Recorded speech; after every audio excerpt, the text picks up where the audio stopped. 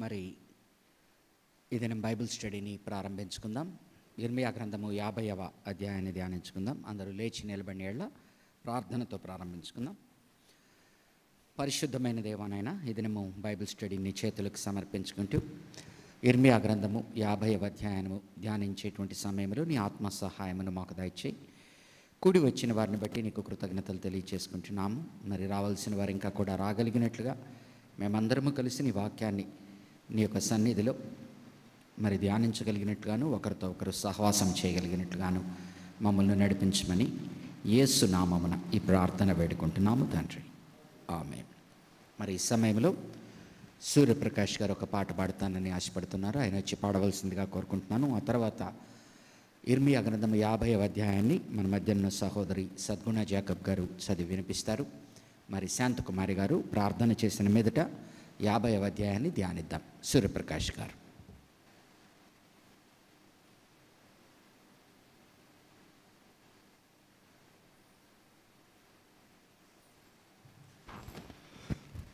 ప్రభు నామకు మహిమ కలుగును గాక.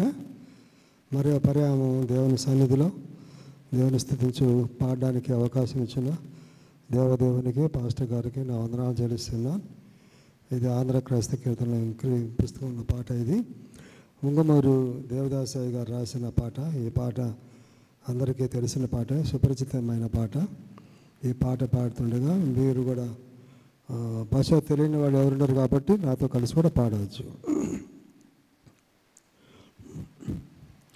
హృదయమనెడు తలుపు నొద్ద యేసునాదుండు, హృదయమనెడు తలుపు నొద్ద యేసునాదుండు, నిలచి సదయుడగుచు తట్టుచుండు సకల విధములను, నిలచి సదయుడగుచు తట్టుచుండు సకల విధములను, పరుని బోలి నిలుచున్నాడు పరికించి చూడా, పరుని బోలి నిలుచున్నాడు పరికించి చూడా, అతడు పరుడుగాడు రక్షకుండు ప్రాణ స్నేహితుడు, అతడు పరుడుగాడు రక్షకుండు ప్రాణ స్నేహితుడు, కరుణశీలుండతడు గాన గాచియున్నాడు, కరుణశీలుండతడు గాన గాచియున్నాడు, యేసు కరుణ నెరిగి గారవింప గరము న్యాయంబు, యేసు కరుణ నెరిగి గారవింప గరము న్యాయంబు, అతడు మిత్రుండకిల పాపులకు, అతడు మిత్రుండకిల పాపులకు, మీరా అతని పిలుపు వింటిరేని అతడు ప్రియుడగును, మీరా అతని పిలుపు వింటిరేని అతడు ప్రియుడగును, జాలి చేత తన హస్తముల జాపి ఉన్నాడు, జాలి చేత తన హస్తముల జాపి ఉన్నాడు, మేము ఆలింగనము చేయగోరి అనిశము కనిపెట్టు, నిన్ను ఆలింగనము చేయగోరి అనిశము కనిపెట్టు, చేర్చుకొనడి మీ హృదయమున శ్రీ యేసునాదు, చేర్చుకొనుడి మీ హృదయమున శ్రీ యేసునాదు, అతడు చేర్చుకొనుచు మీకిచును చిరజీవము కృపను. అతడు చేర్చుకొనుచు మీకిచును చిరజీవము కృపను. బ్రతుకు శాశ్వతంబు కాదు పరికించి చూడా, బ్రతుకు శాశ్వతంబు కాదు పరికించి చూడా. గాన బ్రతికియుండు కాలముననే ప్రభునే కొలువండి. గాన బ్రతికియుండు కాలముననే ప్రభునే కొలువండి.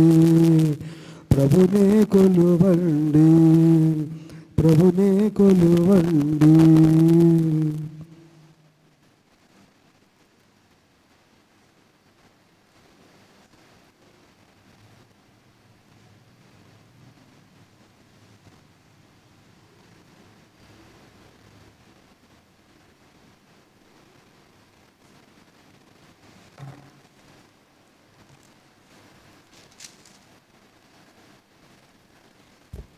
దేవుని పరిశుద్ధ నామానికి వందనాలు కలుగును గాక. ఈరోజు సాయంకాలపు బైబిల్ స్టడీ నిమిత్తము ఏర్పాటు చేయబడిన దేవుని వాక్యము ఇర్మియా 51 నుండి చివరి వరకు చదువు. బబులోను గూర్చియు కల్దీల దేశమును గూర్చియు ప్రవక్త అయిన ఇర్మియా ద్వారా యెహోవా సెలవిచ్చిన వాక్కు. జనములలో ప్రకటించుడి, సమాచారం తెలియజేయుడి, ధ్వజమునెత్తి మరుగు చేయక చాటించుడి. బబులోను పట్టబడును, బేలు అవమానం నందును, మెరేదోకు నేల పడవేయబడును. బబులోను విగ్రహములు అవమానం నందును, దాని బొమ్మలు బోర్ల దోయబడును. ఉత్తర దిక్కు నుండి దాని మీదికి ఒక జనము వచ్చున్నది, ఏ నివాసియు లేకుండా అది దాని దేశమును పాడు చేయు. మనుషులేమి పశువులేమి అందరూ పారిపోవుదురు, అందరూ తరలిపోవుదురు. ఆ కాలమున ఆనాటికి ఇశ్రాయేలు వారును యూదావారును కూడి వచ్చెదరు. ఏడ్చుచూ సాగుచూ తమ దేవుడైన యెహోవా యొద్ద విచారించుటకై వచ్చెదరు. ఎన్నటికి మరవబడని నిత్య నిబంధన చేసుకొని యెహోవాను కలుసుకొందము రండని చెప్పుకొనుచు సియోను తట్టు అభిముఖులై అచ్చటికి వెళ్ళు మార్గము ఏదని అడుగుచూ వచ్చెదరు. ఇదే యెహోవా వాక్కు. నా ప్రజలు త్రోవ తప్పిన గొర్రెలుగా ఉన్నారు. వారి కాపరులు కొండల మీదికి వారిని తోలుకొని పోయి వారిని త్రోవ తప్పించిరి. జనులు కొండకు వెళ్ళుచు తాము దిగవలసిన చోటు మర్చిపోయిరి. కనుగొనిన వారందరూ వారిని భక్షించుచూ వచ్చిరి. వారి శత్రువులు మేము అపరాధులము కాము, వీరు న్యాయమునకు నివాసమును తమ పితరులకు నిరీక్షణ ఆధారమగు యెహోవా మీద తిరుగుబాటు చేసినందున ఇది వారికి సంభవించెనని చెప్పుదురు.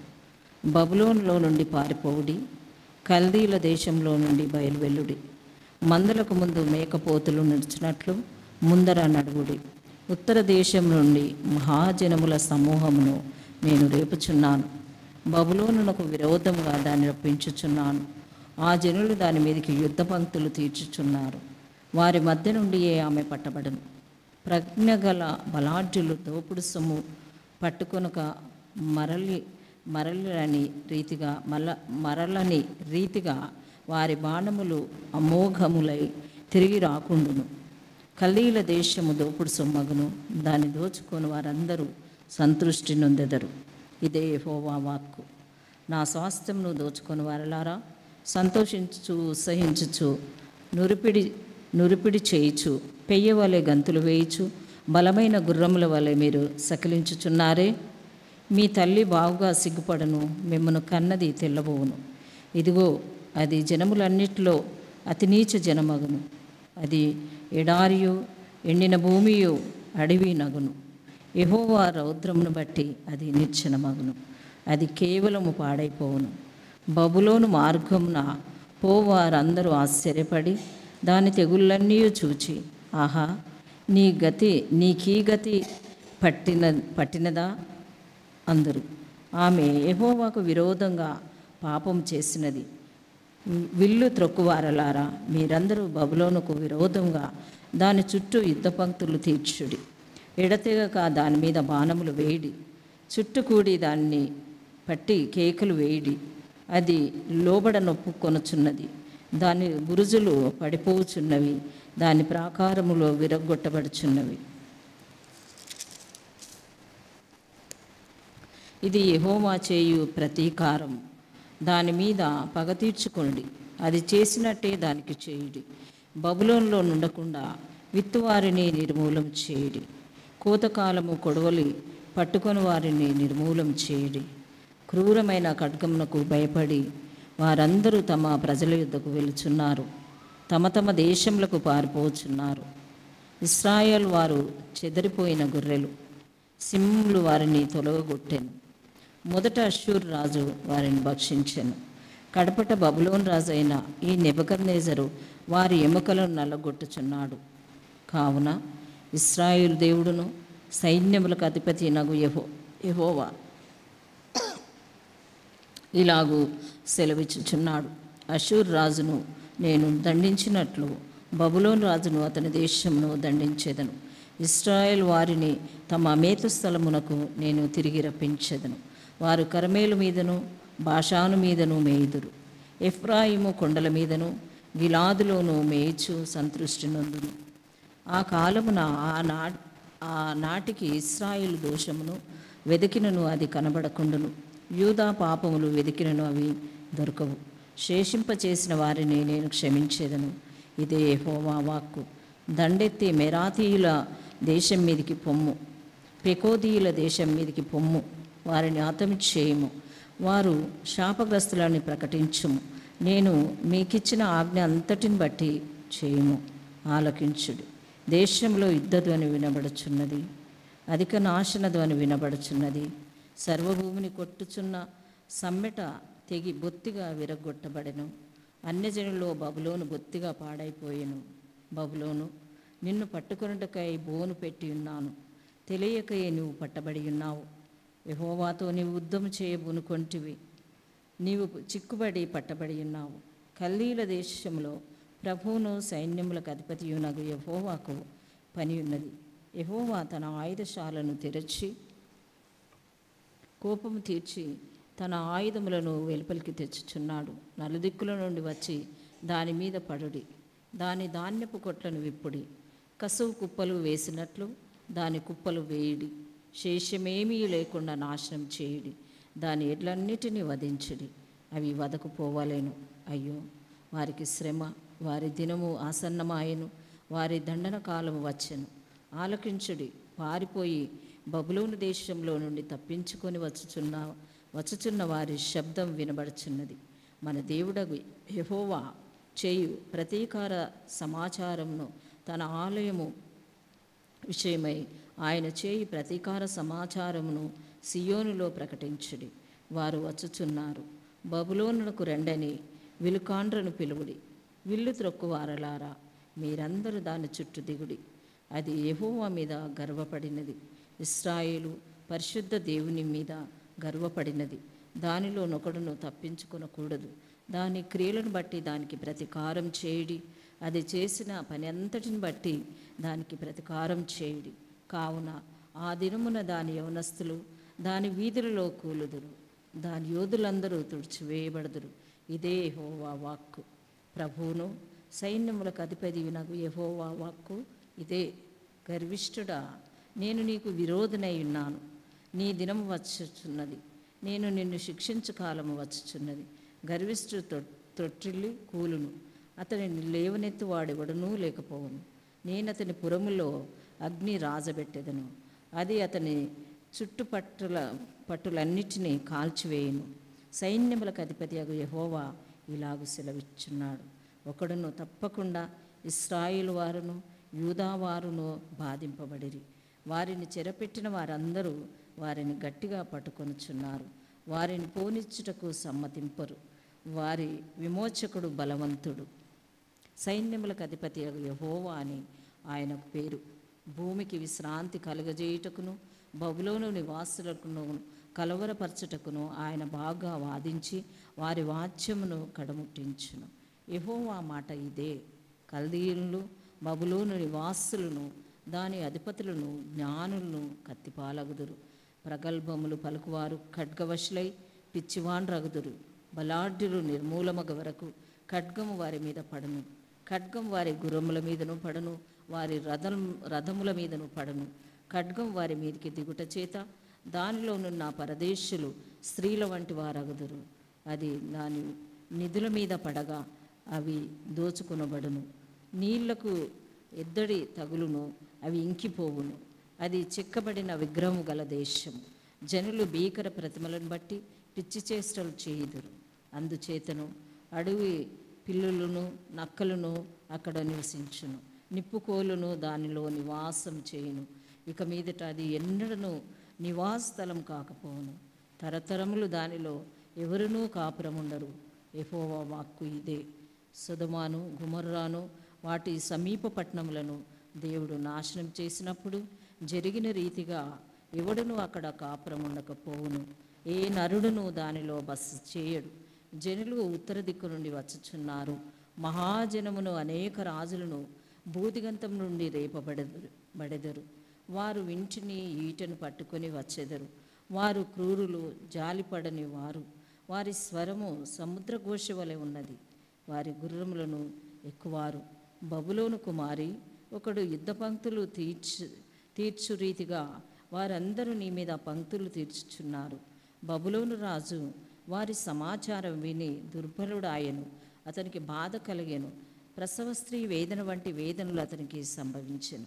చిరకాల నివాసమును పట్టుకొనవలెనని శత్రువులు యోర్దాను ప్రవాహంలో నుండి సింహం వలె వచ్చుచున్నారు.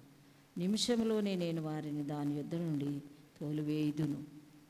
నేను ఎవరిని ఏర్పర్తునో వారిని దాని మీద నియమించేదను.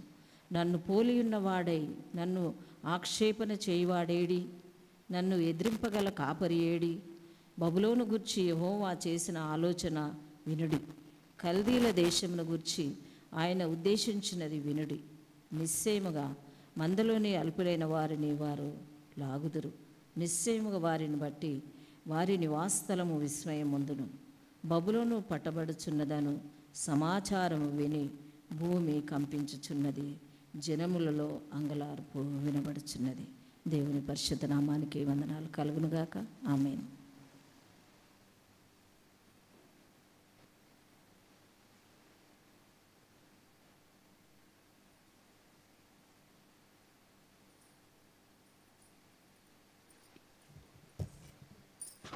అండి ప్రార్థన చేసుకుందాం. పరిశుద్ధుడా, ప్రేమగల తండ్రి, దయగల దేవాని పాదం కొందనాలు స్తోత్రం ప్రభా. నా తండ్రి సర్వసృష్టికర్త, సర్వాంతరామి, సర్వశక్తిమంతుడా, నీకే వందనాలు స్తోత్రం ప్రభా. నా తండ్రి గతించిన ప్రభా. నా తండ్రి మంగళవారం బైబిల్ స్టడీ నిమిత్తండి నేను వారి నుంచి ఇప్పుడు బైబిల్ స్టడీ వరకు ప్రభా మమ్మల్ని అందరినీ కూడా సజీవులకు ఉంచి ప్రభా. నా తండ్రి నేను ఈరోజు బైబిల్ స్టడీ నిమిత్తమే ప్రభా మమ్మల్ని అందరినీ ప్రభా నీ కాలానికి నడిపించిన విధానానికి నీకు వందనాలు స్తోత్రం తండ్రి. నేను బైబిల్ స్టడీ నిమిత్తమే వచ్చినటువంటి ప్రతి ఒక్క బిడ్డను కూడా మీరు జ్ఞాపకం చేసుకోమని అడుగుచున్నాం ప్రభా. నీకు వందనాలు స్తోత్రం తండ్రి. ఇంకా రావాల్సిన బిడ్డలను ప్రభా త్వరగా నీ కాలానికి నడిపించమని అడుగుచున్నాం ప్రభా. నా తండ్రి నేను ఈరోజు బైబిల్ స్టడీ నిమిత్తమే ప్రభా నా తండ్రి ఏర్పరచబడినటువంటి వాక్య భాగం మీరు మీ గ్రంథం 50 అధ్యాయాన్ని ప్రభా నా తండ్రి దైవజనులు ధ్యానించిన ఎండుగా ప్రభా నా తండ్రి నేను దైవజనుని సిలువుసాట మరుగుపరిచి ప్రభా నా తండ్రి నీ వాక్యం ద్వారా మాతో మాట్లాడండి ప్రభా. నీ వాక్యమే మమ్మల్ని సరిచేస్తుంది ప్రభా నా తండ్రి నేను ఒక వాక్యాన్ని ప్రభా మేము శ్రద్ధగా వినిగి ప్రభా నా తండ్రి వాక్యానుసారంగా ప్రభా మేము జీవించే విధానం మాకు దయచేయమని అడుగుచున్నాం తండ్రి. మరొకసారి ప్రభా నా తండ్రి వచ్చినట్టు ప్రతి బిడ్డతో మీరు మాట్లాడమని అడుగుచున్నాం ప్రభా. ఆత్మీయంగా మమ్మల్ని అందరినీ కూడా బలపరచమని అడుగుచున్నా తండ్రి. నన్ను నేను తగ్గించుకుంటూ నీ యొక్క నామాన్ని హెచ్చిసి ఈ కొద్ది ప్రార్థన ప్రభా త్వరలో రంజడాన్ని యేసునామం అడిగి వేడుకుంటున్నాను నా తండ్రి. ఆమేన్.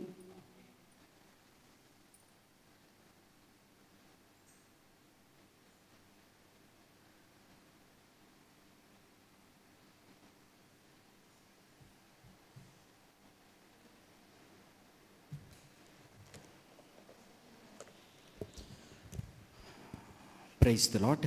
కూడిన వారందరికీ కూడా వందనాలు తెలియజేసుకుంటున్నాను. మరి దినము బైబిల్ స్టడీకి వచ్చిన వారందరినీ కూడా సాదరంగా ఆహ్వానిస్తూ మరి చక్కగా పాట పాడిన సూర్యప్రకాష్ గారిని అలాగనే పెద్ద వాక్య భాగమును చక్కటి రీతిలో స్పష్టముగా చదివిన సద్గుణ జేకబ్ గారికి, అలాగనే ప్రార్థించిన శాంతకుమారి గారికి వందనాలు తెలియచేసుకుంటున్నాను. అలాగనే ఈ దినము బైబిల్ స్టడీకి ఎంతమంది అయితే వచ్చారో వారిని దేవుడు ప్రత్యేకంగా ఆశీర్వదించి దీవించునుగాక. ఎందుకంటే ఈ సమయంలో బయట ఎండలు, సాయంకాల సమయంలో ఆలయంలో గడపాలని, వాక్యాన్ని ధ్యానించాలని ఎంతమంది అయితే వచ్చారో దేవుడు వారిని ప్రత్యేకమైన కనుదృష్టితో చూస్తారు, వారిని దీవిస్తారు. చదవబడిన వాక్యము మన మధ్య నుంచబడి ఉన్నది ఇర్మియా గ్రంథము 50వ అధ్యాయము. మనము గమనించాము 46వ అధ్యాయం నుంచి కూడా 46వ అధ్యాయం నుంచి అన్య దేశాల గురించి ఇర్మియా పలుకుతున్న ప్రవచనాలు, ఒరకల్స్, ఆయన చూస్తున్న దర్శనాలు అని మనము గమనించాం.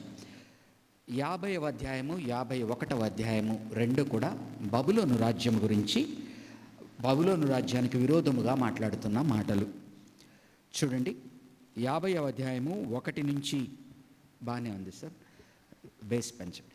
50 నుంచి 50వ అధ్యాయము 1 నుంచి 3 వచనాల వరకు అనగా ప్రారంభమైతే 51వ అధ్యాయము ఆఖరి భాగము చూడండి. 51వ అధ్యాయము 59 నుంచి 64 వరకు అంతమైతే ఈ రెండిటి మధ్యన ఫ్రేమ్ వర్క్ అనగా ముందర ఫ్రేమ్ని ఎలాగనేది కడతామో ఈ ముందర 3 వచనాలు దీనితో ఫ్రేమ్ కట్టి ఉన్నాడు. ఎప్పుడు రాశాడు, ఎందుకు రాశాడు అనేది ఒక్కసారి మనం 51వ అధ్యాయము 59వ వచనం నుంచి చదువుతాను. చూడండి, 51వ అధ్యాయము 59వ వచనం నుంచి. ముందు మనం కొన్నిసార్లు చెప్పుకున్నాం, మరొకసారి గుర్తు చేయవలసి ఉన్నది.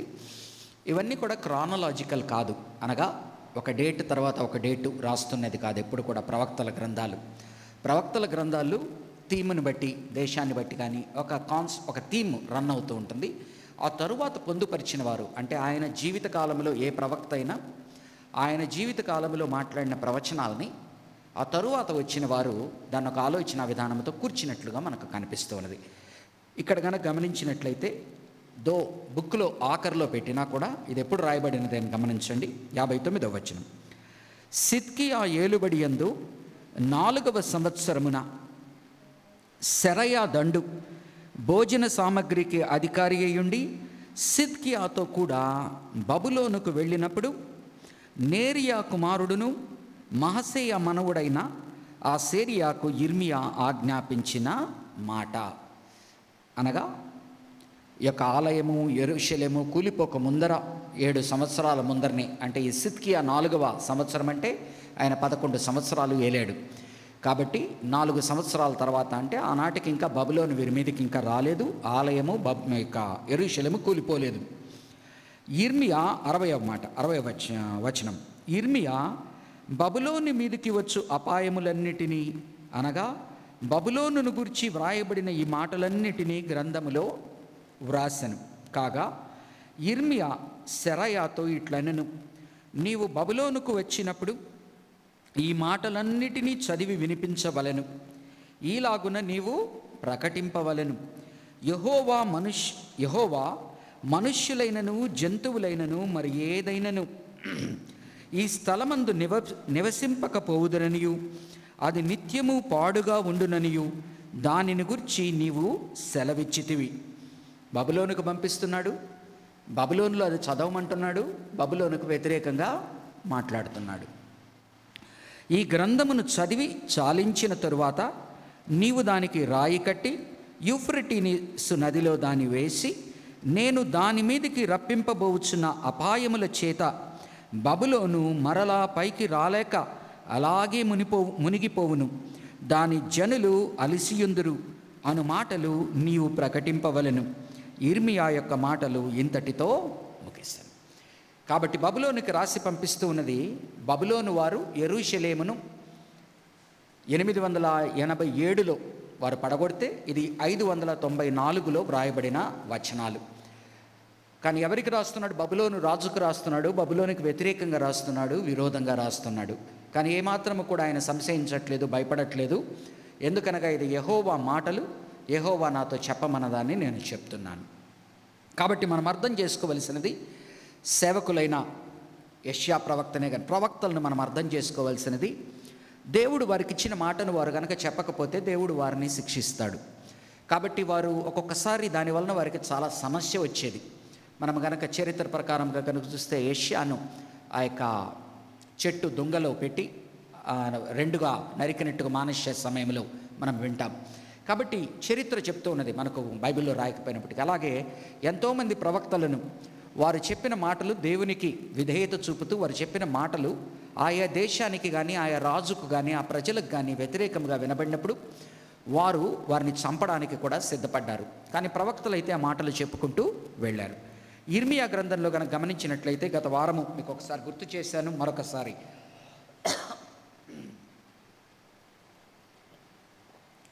ఇర్మియా గ్రంథంలో జరుగుతూ ఉన్నది ఏంటంటే, ఆనాటి యూదా ఇజ్రాయేలు అనగా దేవుని ప్రజలైన యూదా జనాంగం మిగిలి ఉన్న సమయంలో అక్కడ నడుస్తూ ఉన్న డిబేట్ ఏంటి అంటే, దేనికైనా ఒక కాంటెక్స్ట్ ఉంటుంది. అప్పుడు నడుస్తూ ఉన్న కాంటెక్స్ట్ ఏంటి అంటే, యూదా దేశము అవసాన దశలోకి వచ్చినది. యూదా దేశంలో అవసాన దశలోకి వచ్చినప్పుడు లోపల వివిధ రకాలైన ఆలోచన విధానాలు ఉండేవి. వారు తమ దేశాన్ని కాపాడుకునేటువంటి ప్రక్రియలో, వారి దేశాన్ని నిలబెట్టుకునేటువంటి ప్రక్రియలో ఆనాటి సూపర్ పవర్ అయిన ఐగుప్తుతో పొత్తు పెట్టుకొని ఎలాగైనా వారి రాజ్యాన్ని రక్షించుకోవాలి అనుకునేటువంటి వారు ఒక వర్గము లోపల ఉండేవారు. ఇంకొక వర్గముగా ఉండేవారు బబులోను రాజ్యముతో మనము సబ్మిట్ అయ్యి బబులోను రాజుకు మనము ఒదిగి ఉండి మన రాజ్యాన్ని కాపాడుకుందాము అనుకునేవారు ఇంకొక వర్గం ఉన్నారు. ఇంకొక వర్గం ఎవరు అంటే, ఇదంతా ఏది వద్దు, మనము దేవుని మీద ఆధారపడి ముందుకు వెళ్తూ ఉందాము, మన ఇండిపెండెన్స్ను కాపాడుకుంటూ ఎప్పటికప్పుడు మనం ఎలా ఉండాలో అలా ఉంటూ దేవుని మీద ఆధారపడుతూ ముందరికి వెళ్దాము. ఇప్పుడు ఇర్మియా ఈ పిక్చర్లోకి వచ్చినప్పుడు ఇర్మియా ఏం చెప్తున్నాడంటే, ఎస్ మనం దేవుని మీద ఆధారపడాలి, మనం స్వతంత్రముగా ఆలోచించాలి, స్వతంత్రమైన దేశముగా ఉండాలి. కానీ ప్రస్తుత పరిస్థితుల్లో యెహోవా దేవుడు చెప్తున్న మాట, బబులోను రాజ్యాన్ని మన మీద ఉంచాడు కాబట్టి 70 సంవత్సరాలు మన యొక్క పాపములకు మనము దేవుని నుంచి దారి తప్పిపోయిన దానికి మనల్ని శిక్షించి శిక్షణలో పెట్టి మరలా మనల్ని వెనక్కి తీసుకొస్తాడు. కాబట్టి బబులోను రాజుకు మనము తలయొగ్గి ఉండాలా అనేటువంటి మాటలు చెప్తున్నాడు. ఆటోమేటిక్గా ఈ మాటలు చెప్పినప్పుడు అది వారికి నచ్చదు కదా. స్వతంత్రంగా ఆలోచించే వారికి కానీ ఐగుప్తుతో కలవాలనుకునే వారికి కానీ అది నచ్చదు. అంత మాత్రాన ఇర్మియా బబులోను రాజ్యంతో పొత్తు పెట్టుకోమని చెప్పట్లేదు. గమనించండి, బబులోను రాజుతో పొత్తు పెట్టుకోమని చెప్పట్లేదు. ఆయన ఏమంటున్నాడంటే, ఆ సమయానికి ఈ యొక్క రాజ్యానికి దేవుడిచ్చిన మాట ఇది, కానీ ఒకనాడు బబులోను దేశాన్ని కూడా ఆయన శిక్షిస్తాడు. కాబట్టి బబులోనుకు వ్యతిరేకముగా దేవుడు ఏ వాక్యాన్ని ఇచ్చాడో ఆ వాక్యాన్ని నిర్భయంగా బోధిస్తూ ఉన్నాడు. అట్ ద సేమ్ టైము యూదా జనాంగం ఎలా నడుచుకోవాలనో వారికి చెప్తూ ఉన్నాడు. దానివల్ల ఏమైందో చూడండి అతని పరిస్థితి. రెంటికి చెడ్డ రేవడి అంటాం. ఆయననెవరూ నచ్చేవారు కాదు. ప్రతి ఒక్కరూ కూడా వారి ఆలోచన విధానానికి వ్యతిరేకంగా మాట్లాడుతున్నాడు అనబట్టి అతనికి అటు బబులోను రాజు వాళ్ళు తమకు అనుకూలంగా ఆనాటికి మాట చెప్తున్నాడు కనుక కొంత వాళ్ళు దాన్ని ఉపయోగించుకుంటున్నారే కానీ వాళ్ళ గురించి విరోధంగా వ్యతిరేకంగా వాక్యం వస్తున్నప్పుడు వారికి ఇష్టం లేదు. అలాగనే ఐగుప్తుతో చేరాలనుకునే వాళ్ళకి ఇతను బబులోను వారితో చేరమంటున్నాడు కదా అంటే ఇతనికి ఇష్టం లేదు. బబులోనుతో చేరమనే వారికి కూడా లోపల బోలెడన్ని మినీ వర్గాలు ఉన్నాయన్నమాట. కాబట్టి ఈ పరిస్థితులలో ఇర్మియా బోధిస్తూ ఉన్నాడు. ఆ బోధించేటువంటి క్రమంలో ఒకవైపున బబులోను దేశానికి తలవొగ్గమని చెప్తూనే బబులోను దేశాన్ని దేవుడు భవిష్యత్తులో శిక్షిస్తాడు అని చెప్తూ దానికి వ్యతిరేకంగా మాట్లాడుతూ ఉన్నాడు. కాబట్టి ప్రవక్త అయిన ఇర్మియాను అర్థం చేసుకోవాల్సింది, అతనికి దేవుడు ఏది చెప్తున్నాడో అది మాట్లాడుతున్నాడు. దానివలన అతనికి ఎవరి వలన లాభం కలగడం లేదు, అన్ని పక్కల నుంచి అతనికి నష్టము కలుగుతూ ఉన్నది. అయినప్పటికీ అతను పరిచర్య చేసుకుంటూ ముందుకు వెళ్తూ ఉన్నాడు. చూడండి, 50వ అధ్యాయము 1 నుంచి 3 వచనాలు చదువుతున్నాను.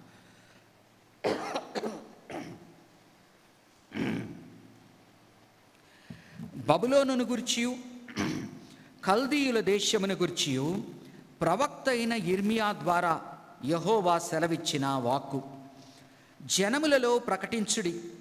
ఎవరి గురించి మాట్లాడుతున్నా అండి? బబులోను దేశానికి వ్యతిరేకముగా గుర్చియు కల్దీయుల దేశమును గుర్చియు. బబులోను అనేది వారి కనుక క్యాపిటల్ అయితే అనగా 2 పేర్లతో పిలుస్తారు కాబట్టి వారి బబులోను వారి క్యాపిటల్ అయితే దాన్ని చాల్డియన్స్ అంటారు, కల్దీయులు. కల్దీయుల దేశమును గూర్చియు ప్రవక్త అయిన ఇర్మియా ద్వారా యెహోవా సెలవిచ్చిన వాక్కు. జనములలో ప్రకటించుడి, సమాచారము తెలియచేయుడి, ధ్వజమునెత్తి మరుగు చేయక చాటించుడి. ఏమని చాటించమంటున్నాడు? బబులోను పట్టబడును. ఒకానొక దినాన బబులోను పట్టబడుతుంది, శత్రువుల చేతిలో పట్టబడుతుంది. బేలు అవమానమునందును. బేలు అనగా మనం ఏదైతే లార్డ్, ప్రభువు అంటామో, ఆనాడు వారికి అనేక దేవతలు ఉండేవాళ్ళు. ఎప్పుడు కూడా అన్య దేవతల్ని కొలిచేటువంటి చోట్ల ఒక్క దేవత కాకుండా రకరకాల దేవతలకు పూజిస్తారు. కానీ ఒక దేవత వారి యొక్క దేశ దేవత అయి ఉంటుంది, వారి గ్రామ దేవత అంటాం చూడండి.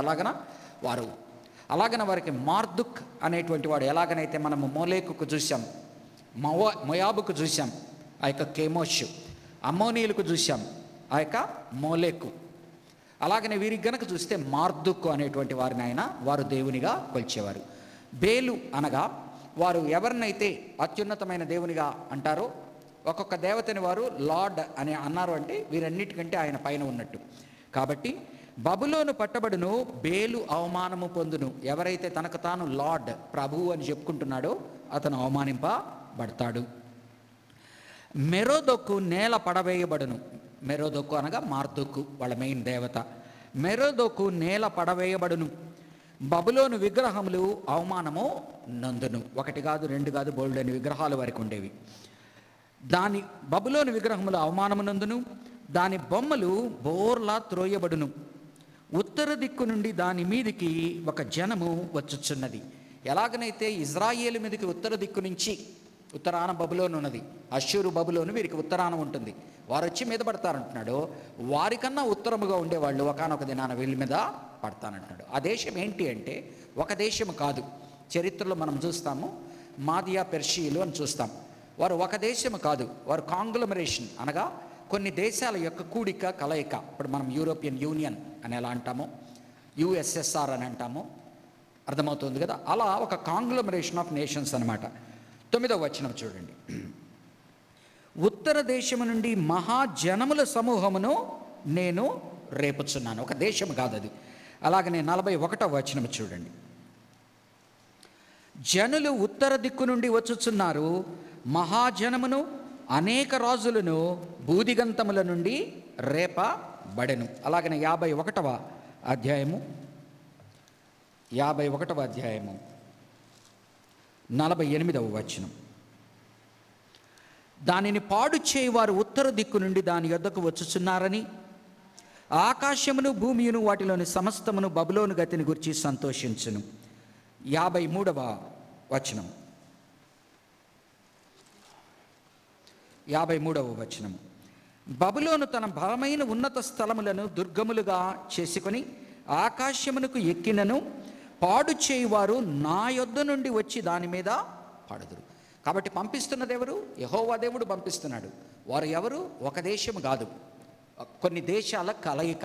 అందుకనే మనం కోరేష్ మహారాజును కనుక చూసామంటే డేరియస్ గురించి మాట్లాడేటప్పుడు డేరియస్ ద మీడ్ అంటాడు. అనగా దర్యావేషు రాజు మీదీయులకు సంబంధించిన వాడు, అనగా వారిలో రకరకాల ప్రజలు. అలాగనే మనం చరిత్ర ఒక్క నిమిషం తెలుసుకుందాం. 587లో బబులోను రాజ్యము యెరూషలేమును పడగొట్టగా చరిత్ర ఏమి చెప్తూ ఉన్నదంటే 537, 538 సంవత్సరంలో, అనగా 50 ఏళ్ల తరువాత ఈ యొక్క కోరేషు, దర్యావేషు, ఈ మీదీయులు, పర్షియులు వచ్చి వారిని కొల్లగొట్టారు. కొల్లగొట్టిన సమయంలో కనుక గమనించినట్లయితే నబుకద్నెజర్ మనవడైన నబుకద్నెజర్ కొడుకు వచ్చి నెబోడియస్.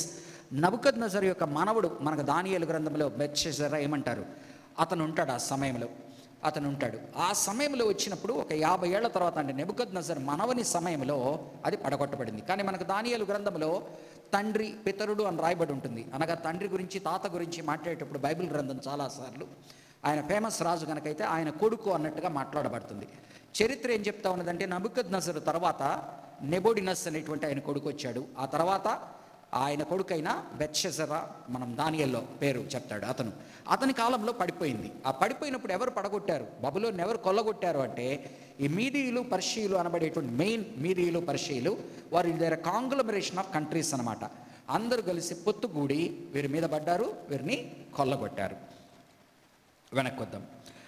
3వ వచనం, ఉత్తర దిక్కు నుండి దాని మీదికి ఒక జనము వచ్చుచున్నది, ఏ నివాసియు లేకుండా అది దాని దేశమును పాడు చేయును.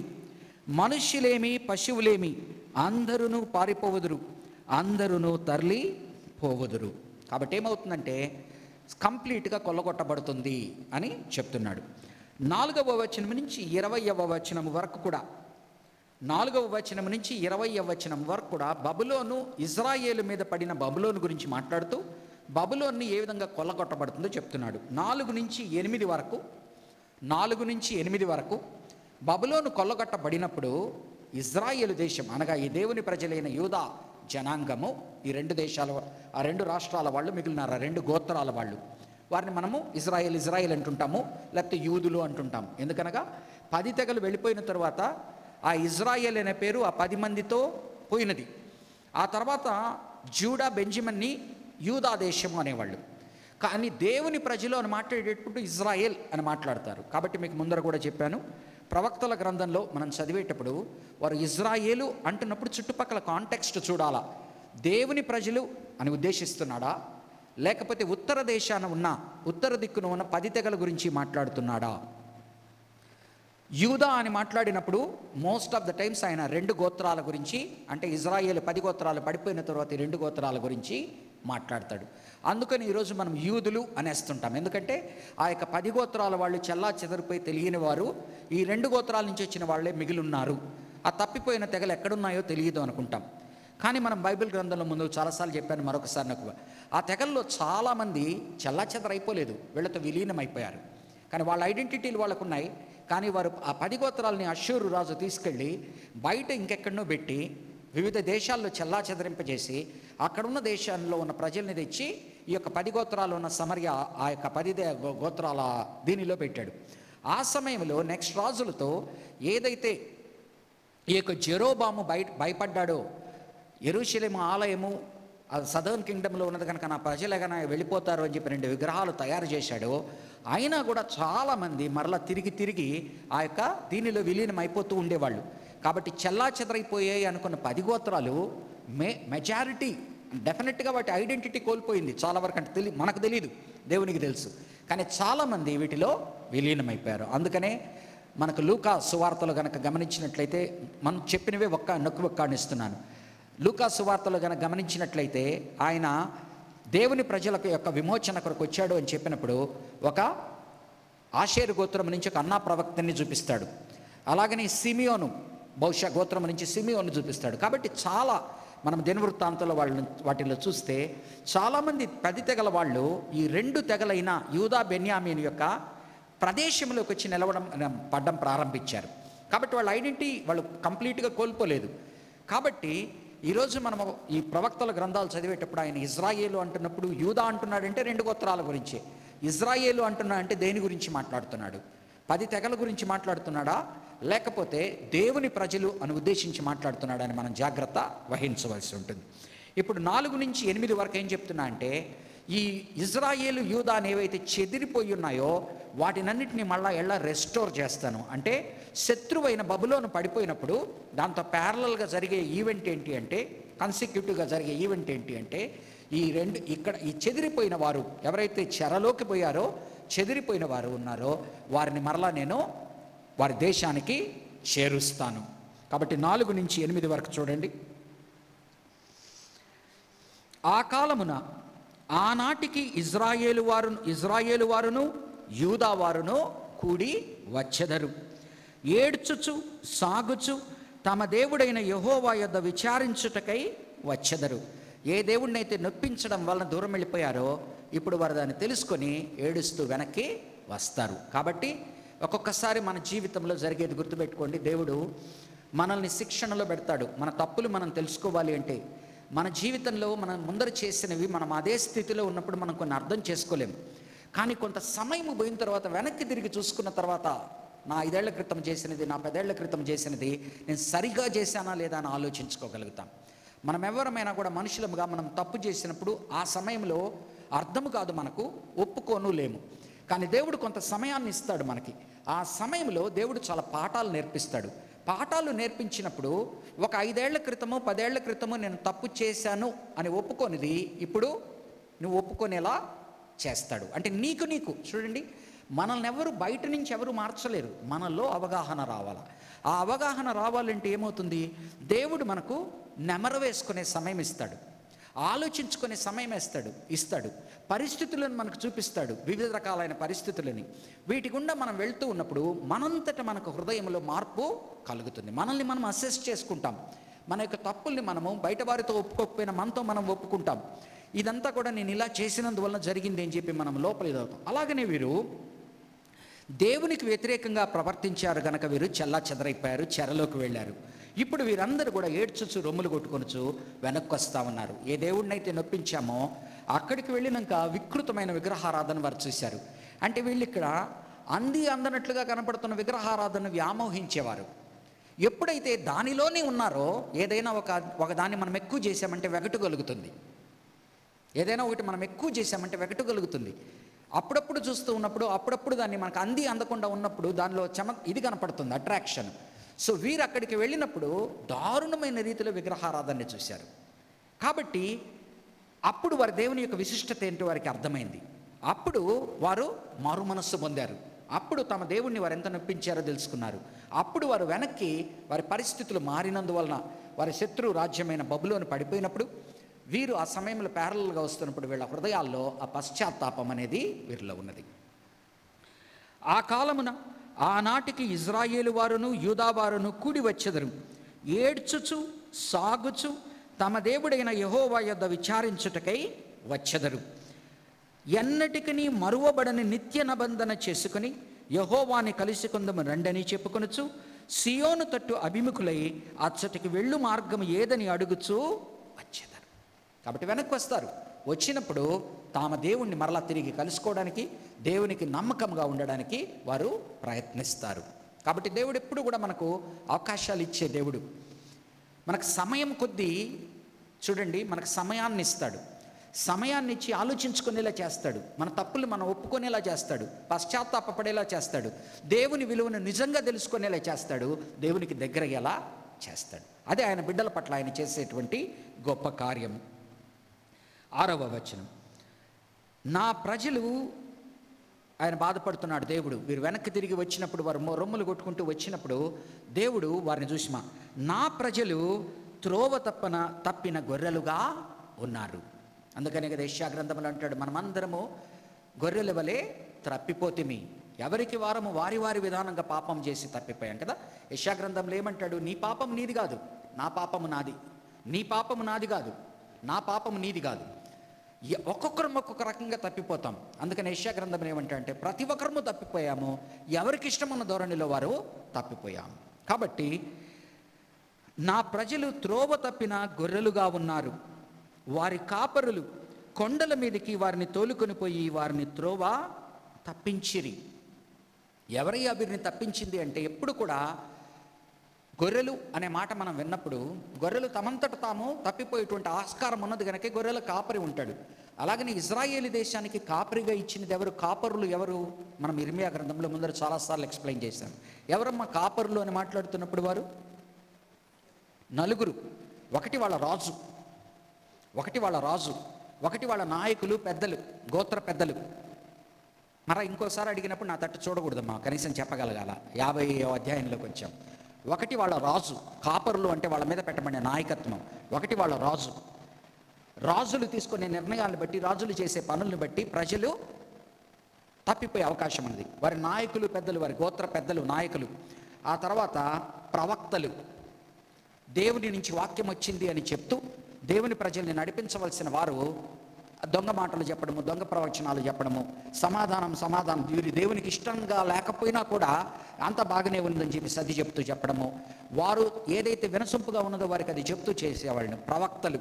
ఆ తర్వాత 4వ వారు ఎవరండి, యాజకులు ఏమైపోయారంటే వారి నుంచి వారు పాపము చేస్తూ ఉండగా వారి పాపాన్ని దేవుని ముందర రిప్రజెంట్ చేసి బలిచ్చేటువంటి వారు, వీరెంత పాపంలో ఉంటే వారికి అంత మంచిదనే స్థితికి వచ్చేసారు. ఎంత పాపంలో ఉంటే అన్ని గొర్రెలు తీసుకొస్తారు. కాబట్టి వీరే స్థితికి వచ్చేసారు అంటే యాజకులు, they have become unfaithful to God. కాబట్టి ఈ విధంగా వారి కాపరులు 4, వారి రాజులు, వారి యొక్క గోత్ర పెద్దలు, వారి నాయకులు, వారి పెద్దలు. మూడవదిగా వారి ప్రవక్తలు, వారి యాజకులు. ఈ నలుగురు కలిసి ఏం చేశారంటే చూడండి, వారి కాపరులు కొండల మీదికి వారిని తోలుకొని పోయి వారి త్రోవ తప్పించిరి. కొండల మీదకి తోలుకుపోవడం అంటే ఏంటండి? ఆనాడు కొండల మీద ఏం జరిగేది?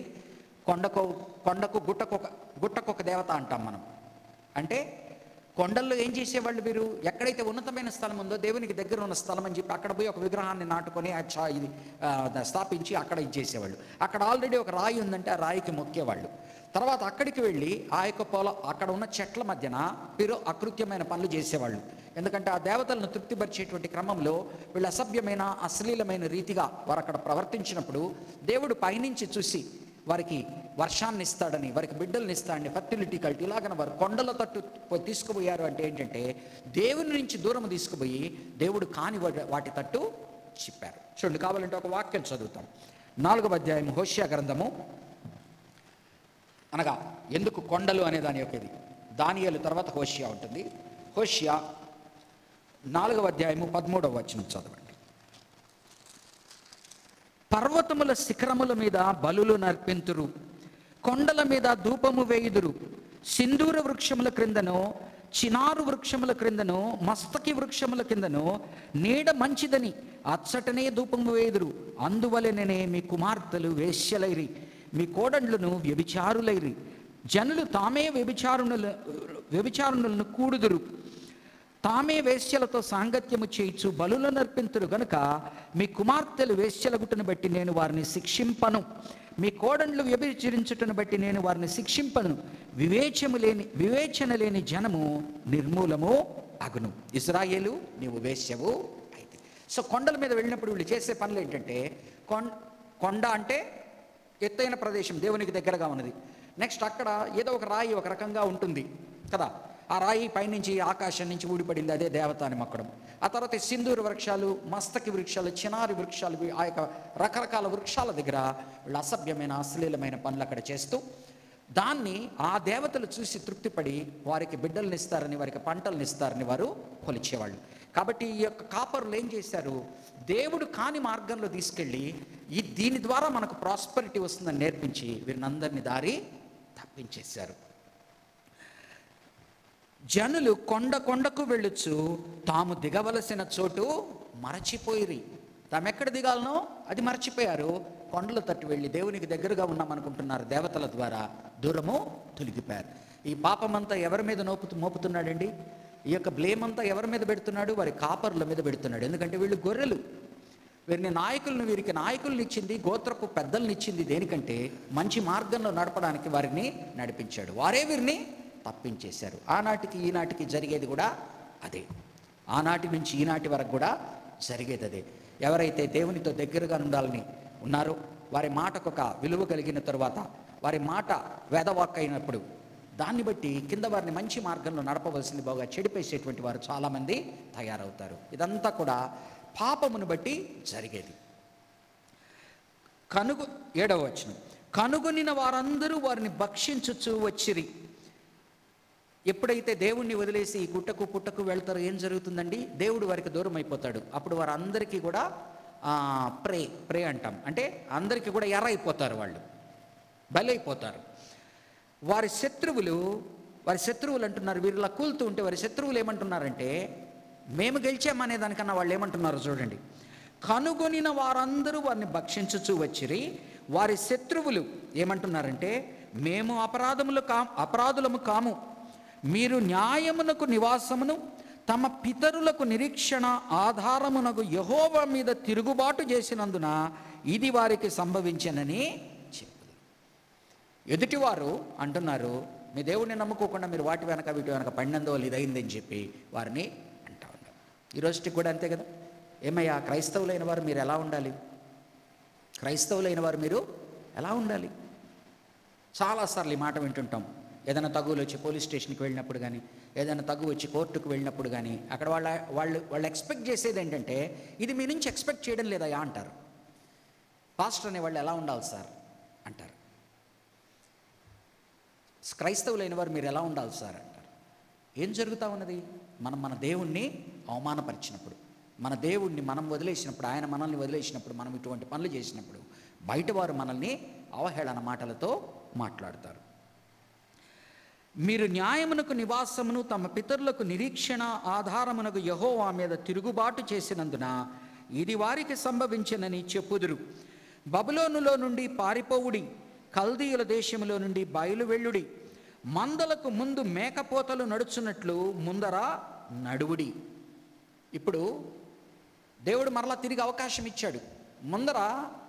ముందర మేకపోతులు అనగా ముందర ర్యామ్స్, ముందర గొర్రెపోతులు, ముందర ఎవరైతే గొర్రెపోతులుగా ఉండి మంచి మార్గంలో నడిపించాలనో నడిపించకపోయినప్పుడు, ఇప్పుడు బబులోను నుంచి విడుదల వచ్చినప్పుడు వెనక్కి వెళ్ళేటప్పుడు ఇప్పటికైనా మంచి మార్గంలో వెళ్ళండి. కాబట్టి ఇజ్రాయేలుతో ఏం మాట్లాడుతున్నా అంటే, ఈ బబులోను రాజు విడుదల చేసినప్పుడు, అదే ఈ పర్షీలు మీదీయులు వచ్చి విడుదల చేసినప్పుడు వీళ్ళు మాత్రమే కాదు, మనం ఐగుప్తు చెరలో కూడా చూస్తాం. ఐగుప్తు దాస్యంలో, చెర అనే మాట వాడకూడదు, ఐగుప్తు దాస్యంలో మనం ఆ యొక్క నిర్గమకాండంలో చూస్తాం.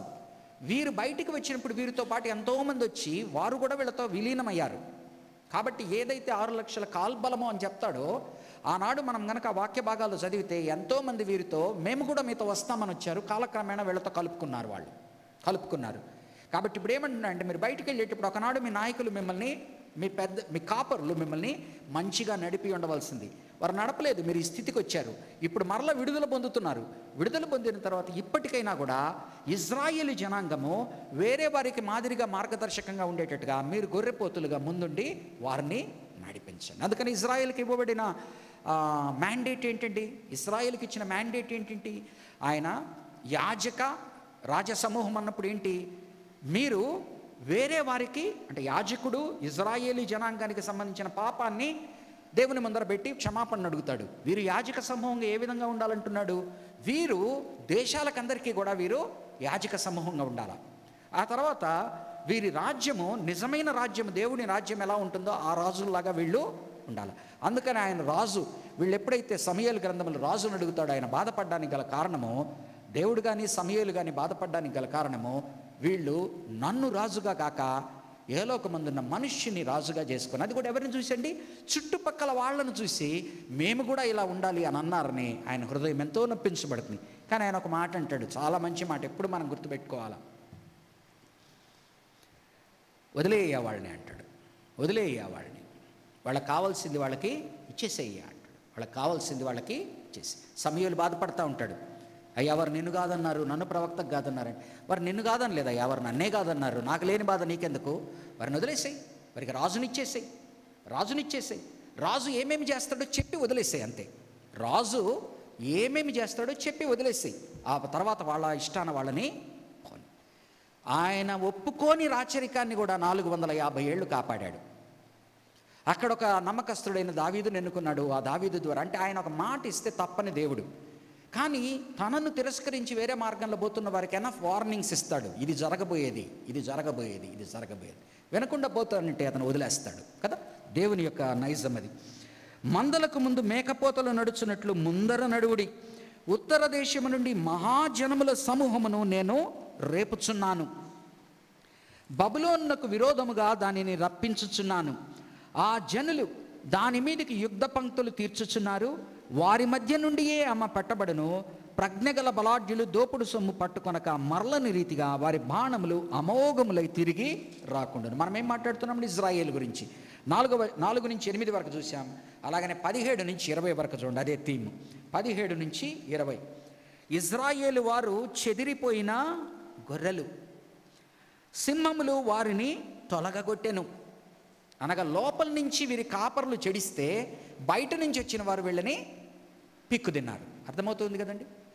వీరి లోపల నుంచి ఎప్పుడు కూడా ఒక ఏదైనా కూలిపోవాలంటే 2 ఫ్యాక్టర్స్ ఉంటాయండి, ఇంటర్నల్, ఎక్స్టర్నల్.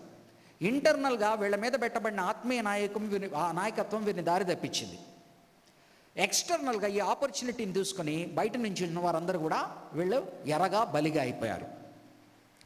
ఇజ్రాయేలు వారు చెదరిపోయిన గొర్రెలు, సింహములు వారిని తొలగగొట్టెను.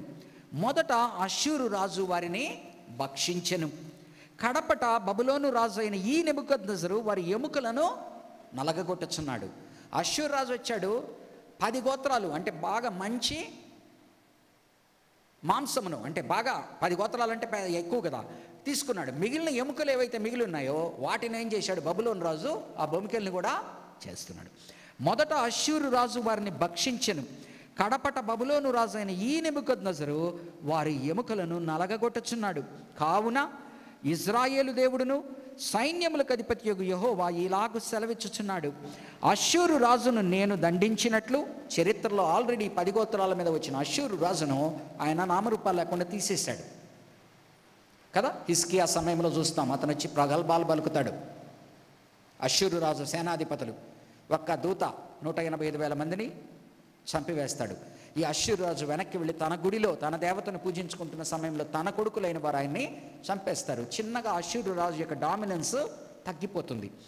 అష్షూరు రాజును నేను దండించినట్లు బబులోను రాజును అతని దేశమును దండించెదను. ఒకనాడు చరిత్రలో 10 గోత్రాలని చెదరగొట్టిన అష్షూరు రాజ్యాన్ని పడగొట్టాను. ఇప్పుడు ఈ యొక్క 2 రాజ్యాలని పడగొడుతున్న ఈ యొక్క బబులోను రాజ్యాన్ని కూడా నేను పడగొడతాను, దండించెదను. ఇజ్రాయేలు వారిని తమ మేత స్థలమునకు నేను తిరిగి రప్పించెదను. వారు కర్మేలు మీదను బాషాను మీదను మేయుదురు, ఎఫ్రాయిము కొండల మీదను గిలాదులోను మేయుచు సంతుష్టి నందురు. ఆ కాలమున ఆనాటికి ఇజ్రాయేలు దోషమును వెదకినను అది కనబడకుండును, యూదా పాపములు వెదికినను అవి దొరకవు. శేషింపజేసిన వారిని నేను క్షమించను. ఏం చేస్తున్నాడండి? తప్పిపోయిన వారిని కొంతకాలం బయట పెట్టాడు. కొంతకాలం బయట పెట్టినప్పుడు వారు దేవుని యొక్క నిజమైన విలువ ఏంటో తెలుసుకున్నారు. వారు చేసిన తప్పులు గ్రహించారు. పశ్చాత్తాప ధోరణిలో వెనక్కి వస్తున్నారు. వచ్చినప్పుడు ముందు వారి కాపరులు వారిని చెడిపేశారు. ఇప్పుడు వీరే కాపరులుగా ఉండేటట్టుగా, ఇంకొకరికి మాదిరిగా మార్గదర్శకంగా ఉండేటట్టుగా వీళ్ళని బయటికి తీసుకొచ్చాడు. తీసుకొచ్చినప్పుడు ఏమంటున్నా అంటే, మీ మీద ఎవరెవరైతే ఈ పనులు చేశారో, ఆనాడు నేను అష్షూర్ని బబులోన్ని నా దండముగా వాడుకున్నాను మీ మీద. ఆ 10 గోత్రాల మీద అష్షూర్ని, 2 గోత్రాల మీద బబులోన్ని. కానీ ఆ రెండింటిని కూడా నేను తుదముట్టించి మీరు మళ్ళీ వెనక్కి వస్తారు చూడండి, అప్పుడు నేను మీ దోషముని నేను క్షమిస్తాను, మీ పాపమును నేను క్షమిస్తాను. చూడండి మరొకసారి చదువుతాను. ఆ కాలమున 20వ వచనం, ఆ కాలమున ఆనాటికి ఇజ్రాయేలు దోషమును వెదకినను అది కనబడకుండును, యూదా పాపములు వెదకినను అవి దొరకవు. శేషింపజేసిన వారిని నేను క్షమించదను. ఇదే యెహోవా వాక్. కాబట్టి is talking about the restoration of God's people. వెనక్కి వస్తారు. వచ్చిన తర్వాత నేను ఏ విధంగా వాళ్ళని క్షమిస్తాను, ఏ విధంగా వారిని ముందుకు నడిపిస్తాను. 9 నుంచి మనం 9వ వచనం చదివాము. ఇదంతా కూడా కల్దీయులు ఏ విధంగా పడిపోతారు, ఎందుకు పడిపోతున్నారు. 10వ వచనం, కల్దీయుల దేశము దోపుడు సొమ్మగును. ఇర్మియా గ్రంథము 50వ అధ్యాయము 10వ వచనం. కల్దీయుల దేశము దోపుడు సొమ్మగును, దాని దోచుకుని వారందరూ సంతుష్టినందురు. ఇదే యెహోవా వాక్కు. 11వ వచనం, నా స్వాస్థ్యమును దోచుకును వారలారా. బబులోను ఏమంటున్నాయండి? తనే దండముగా ఉపయోగించుకున్నాడు వారిని సరిదిద్దడానికి. కానీ ఇప్పుడు ఏమంటున్నాడు? నా స్వాస్థ్యమును దోచుకుని వారలారా, సంతోషించుచు ఉత్సహించుచు నూర్పిడి చేయుచు పెయ్యవలె గంతులు వేయుచు బలమైన గుర్రముల వలె మీరు సకిలించి చున్నారే. తన స్వాస్థ్యమైన దాన్ని వీరు నాశనం చేసినప్పుడు వారిని దేంతో పోలుస్తున్నా అంటే, నా స్వాస్థ్యమును దోచుకుని వారలారా.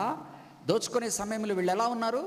ఆనందిస్తున్నారు, సంతోషించుచు ఉత్సహించుచు నురిపిడి చేయుచు పెయ్యవలె గంతులు వేయచ్చు బలమైన గుర్రముల వలె మీరు సకిలించు చున్నారే. ఫ్రాలికింగ్. ఒక పెయ్యను కనుక మనం చూసామంటే అది ఒక రకంగా ఆడుతూ చేస్తుంది అనమాట.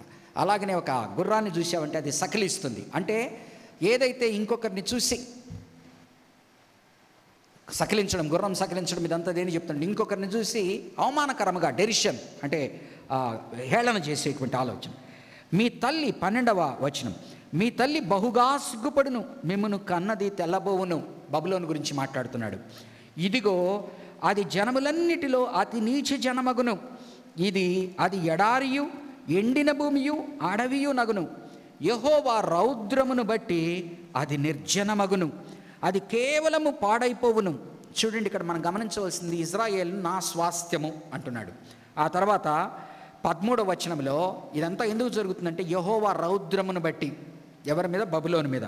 యెహోవా రౌద్రమును బట్టి అది నిర్జనమగును, అది కేవలము పాడైపోవును, బబులోను మార్గమున పోవు వారందరూ ఆశ్చర్యపడి దాని తెగుళ్ళన్నీ చూచి, ఆహా, నీకే ఈ గతి పట్టినదా అందరూ. ఎందుకనగా 3వది చూడండి, ఆమె యెహోవాకు విరోధముగా పాపము చేసినది. మనం కాలక్రమేణా ఏం చూస్తామండి, ఆ యొక్క నెబోడియస్, ఆ తర్వాత బెల్తెషస్సర్ వచ్చినప్పుడు వాళ్ళు ఏం చేస్తారు, తాగుతూ తందనాలు ఆడుతూ దేవుని యొక్క ఆలయంలో ఉన్న ఉపకరణాలని తెమ్మంటారు కదా. ఒకటి ఆలయాన్ని గుల్చారు, ఓకే, వీళ్ళు తప్పు చేసిన దానికి దూషణగా ఆయన ఎక్కడైతే దేవుడు ఉండడో అక్కడ ఆయన వెళ్ళిపోతాడు.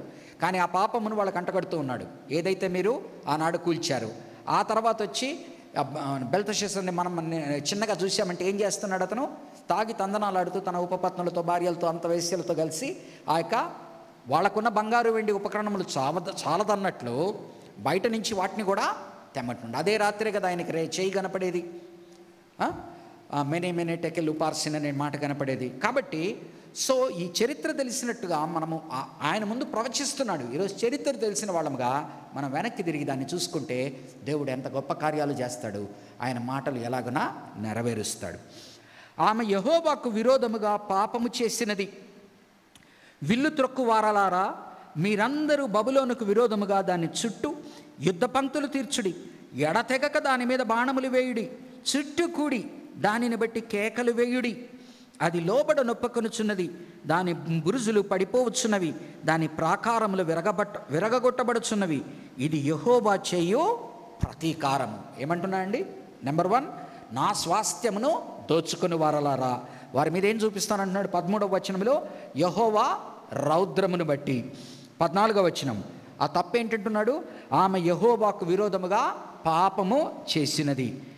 వారికి ఏం చేస్తున్నాడు ఈయన, 15వ వచనము ఆఖరి భాగం, ఇది యెహోవా చేయు ప్రతీకారము, దాని మీద పగ తీర్చుకొనుడి, అది చేసినట్లే దానికి చేయుడి. ఇజ్రాయేల్ని ఎలా కొల్లగొట్టాడో ఇజ్రాయేలు దేశాన్ని, అలాగనే వాడు కూడా కొల్లగొట్టబడతాడు. బబులోనులో నుండకుండా విత్తువారిని, 16వ వచనం, బబులోనులో నుండకుండా విత్తువారిని నిర్మూలము చేయుడి, కోతకాలమున కొడవలి పట్టుకొని వారిని నిర్మూలము చేయుడి. క్రూరమైన ఖడ్గమునకు భయపడి వారందరూ తమ ప్రజల యొద్దకు వెళ్ళుచున్నారు, తమ తమ దేశములకు పారిపోతున్నారు. కాబట్టి ఎప్పుడైతే బబులోను పడిపోతూ ఉన్నదో అక్కడి నుంచి అందరూ కూడా నిర్జీవం అయిపోతూ ఉంది, ప్రాణాలు చేత పట్టుకొని చల్లా చెదరైపోతున్నారు. ఒకనాడు అంతెందుకు, ఆ రోజు వరకు ఎందుకంటే వి షుడ్ నాట్ ఈ రెండింటిని కలపకూడదు. బాబిలోన్ మన ఇరాక్ పడిపోయినప్పుడు కనుక గమనించినట్లయితే లోపల ఆ ప్యాలెస్లు కానీ ఆ భవనాలు కానీ బయట నుంచి వచ్చిన వాళ్ళు ఎట్లా కొల్లగొట్టారో ఆ దేశంలో ఉన్న వాళ్ళని చూస్తాం. అంటే ఈరోజు నేను ఆ ఇరాక్ గురించి మాట్లాడట్లేదు, ఆ సీన్ని గుర్తు చేస్తున్నాను. ఆ ప్యాలెస్ ఆయన కట్టుకున్నది, సద్దాం హుస్సేన్ కట్టుకున్నది పడిపోయినది మనం చూసామంటే ఎలాగున ఒక హయ్యెస్ట్ ఆనర్ ఉన్నదో దాన్ని ఏ విధముగా వాళ్ళు కొల్లగొట్టారని మనము చూస్తాం. అలాగనే ఆనాడు కనుక బబులోను చూస్తే వాళ్ళ 8 వండర్స్లో హ్యాంగింగ్ గార్డెన్స్ అంటాడు, ఇష్టార్ గేట్ ఇప్పటికీ మనకు బొమ్మలో చూపిస్తుంటాడు, బ్లూ మొజాయిక్తో వేసిన పెద్ద వాల్ అనమాట. అంటే ఆనాటి వండర్స్లో బాబిలోనియన్ వండర్స్ కొన్ని ఉన్నాయన్నమాట. అంతటి వాటిని కూల్చివేశారు. కాబట్టి ఏదైతే ఈరోజు మనము చాలా ఎత్తైనది అనుకుంటామో, దేవునికి విరోధముగా పోయి చేస్తామో, ఆ వాటికి దిక్కు లేకుండా పోతుంది. ఆ తర్వాత అందరికీ ఆ చరిత్ర గుర్తు చేయడానికి ఇప్పటికీ బాబిలోనియన్ ఎక్స్కవేషన్స్లో ఆ యొక్క ఇష్టార్ గేట్, అప్పుడు నెబుకద్నెజర్ సమయంలో ఉన్న ఇష్టార్ గేట్ అని బ్లూది మొజాయిక్ మీరు ఎప్పుడన్నా ఆర్కియలాజికల్ దీంట్లో కొట్టండి కనిపిస్తుంది. అలాగనే వాళ్ళ బాబిలోన్ హ్యాంగింగ్ గార్డెన్స్ ఎలాగున్నాయి అని ఊహించుకొని రాసినవి ఉంటాయి. కొన్ని అయితే ఇంకా ఆర్కిటెక్చరల్ రెమనెంట్స్ ఉన్నాయి, అంటే అవశేషాలు. వాటిని బట్టి ఎంత గొప్పగా అది ఉండిందో మనం ఊహించుకోగలం. అందుకు ఎస్తేరు గ్రంథంలో మాట్లాడతాడు, మాదీయులు పెర్షియల గురించి మాట్లాడేటప్పుడు దీని గురించి మాట్లాడతాడు, కర్టన్స్ గురించి, మొజాయిక్ గురించి, ఫ్లోర్ గురించి. ఆ మాట్లాడుతున్నప్పుడు మనం కనుక దాన్ని చిత్రీకరించుకున్నామంటే గొప్ప గొప్ప దేశాలవి. వాటిని అన్నింటినీ కూడా ఆయన తుదముట్టించేశాడు. దేవునికి దూరముగా అయిన వారు ఎంత పెద్ద కట్టడాలైనా కట్టుకోవచ్చు, ఎంత వైభవోపేతంగా అయినా జీవించవచ్చు, కానీ ఒకానొకనాడు దాన్ని కూల్చివేస్తాడు, నామరూపాలు లేకుండా తీసివేస్తాడు. ఎందుకనగా ఆయన ప్రజల్ని దేవునికి దూరముగా చేసేవారిని ఆయన ప్రతీకారం తీసుకుంటాడు. అది యెహోవా రౌద్రము అని గుర్తు చేస్తున్నాడు. ఓకే, 21 నుంచి సమయం అవుతున్నది. 21 నుంచి 32 వరకు చూడండి. 20 వరకు మనం ఇప్పటి వరకు చూసాము. 21 నుంచి 32 వరకు. దండెత్తి మెరతీయుల దేశము మీదకి పొమ్ము, పెకోదీయుల దేశము మీదికి పొమ్ము, వారిని హతము చేయుము, వారు శాపగ్రస్తులని ప్రకటించుము. నేను మీకు ఇచ్చిన ఆజ్ఞ అంతటిని బట్టి చేయుము. ఆలకించుడి, దేశములో యుద్ధధ్వని వినబడుచున్నది, అధిక నాశన ధ్వని వినబడుచున్నది. సర్వభూమిని కొట్టుచున్న సమ్మెట తెగి బొత్తిగా విరగగొట్టబడెను. అన్యజనులలో బబులోను బొత్తిగా పాడైపోయెను. బబులోను, నిన్ను పట్టుకొనుటకై బోను నేను పెట్టి ఉన్నాను, తెలియకయే నీవు పట్టబడి ఉన్నావు. యెహోవాతో నీవు యుద్ధము చేయా పూనుకుంటివి. వీరు చేసిన చిట్కా చెప్తున్నాడు. దేని వల్ల వీళ్ళకొచ్చింది? యెహోవాకు వ్యతిరేకముగా యుద్ధము చేయడము ప్రారంభించు. యెహోవాతో నీవు యుద్ధము చేయ పూనుకుంటివి, నీవు చిక్కుబడి పట్టబడి ఉన్నావు. కల్దీయుల దేశంలో ప్రభువును సైన్యములకు అధిపతి అయిన యెహోవాకు పని ఉన్నది. యెహోవా తన ఆయుధశాలను తెరిచి, ఆయన ఏం చేస్తాడు? తన ఆయుధశాలను తెరిచి కోపము తీర్చు తన ఆయుధములను వెలపలకి తెచ్చుచున్నాడు. నలుదిక్కుల నుండి వచ్చి దాని మీద పడుడి, దాని ధాన్యపు కొట్లను విప్పుడి. కసువు కుప్పలు వేసినట్లు దానిని కుప్పలు వేయుడి. శేషమేమీ లేకుండా నాశనము చేయుడి. దాని ఎడ్లన్నిటినీ వధించుడి, అవి వదకు పోవలెను. ఏమంటున్నాడు? వారి సంపద ఏమై ఉంటుంది అన్నాడు? మనం ఏమంటాం? Rice mill. ఇప్పుడు మన ఆంధ్ర పక్కన వెళ్ళామనుకోండి, వాళ్ళ ఇదంతా ఎట్లా కొలుస్తారు? ఎంత రైస్ మిల్లు ఉన్నది, ఎన్ని కొబ్బరి తోటలు ఉన్నాయి, తర్వాత ఎంత వారికి పశువులు ఉన్నాయి. అట్నే వాటిని అన్నిటినీ కూడా తీసేయమంటున్నాడు. ఆనాడు ఏదైతే ఆస్తి అనబడిందో దాని అంతటినీ కూడా తీసివేయబడతా ఉంది. శేషమేమీ లేకుండా, 26వ వచనం ఆఖరి భాగం, శేషమేమీ లేకుండా నాశనము చేయుడి, దాని ఎడ్లన్నిటినీ వధించుడి, అది వదకు పోవలెను. అయ్యో, వారికి శ్రమ, వారి దినము ఆసన్నమాయను, వారి దండన కాలము వచ్చెను. ఆలకించుడి. 28వ వచనం, పారిపోయి బబులోను దేశములో నుండి తప్పించుకొని వచ్చుచున్న వారి శబ్దము వినబడుచున్నది.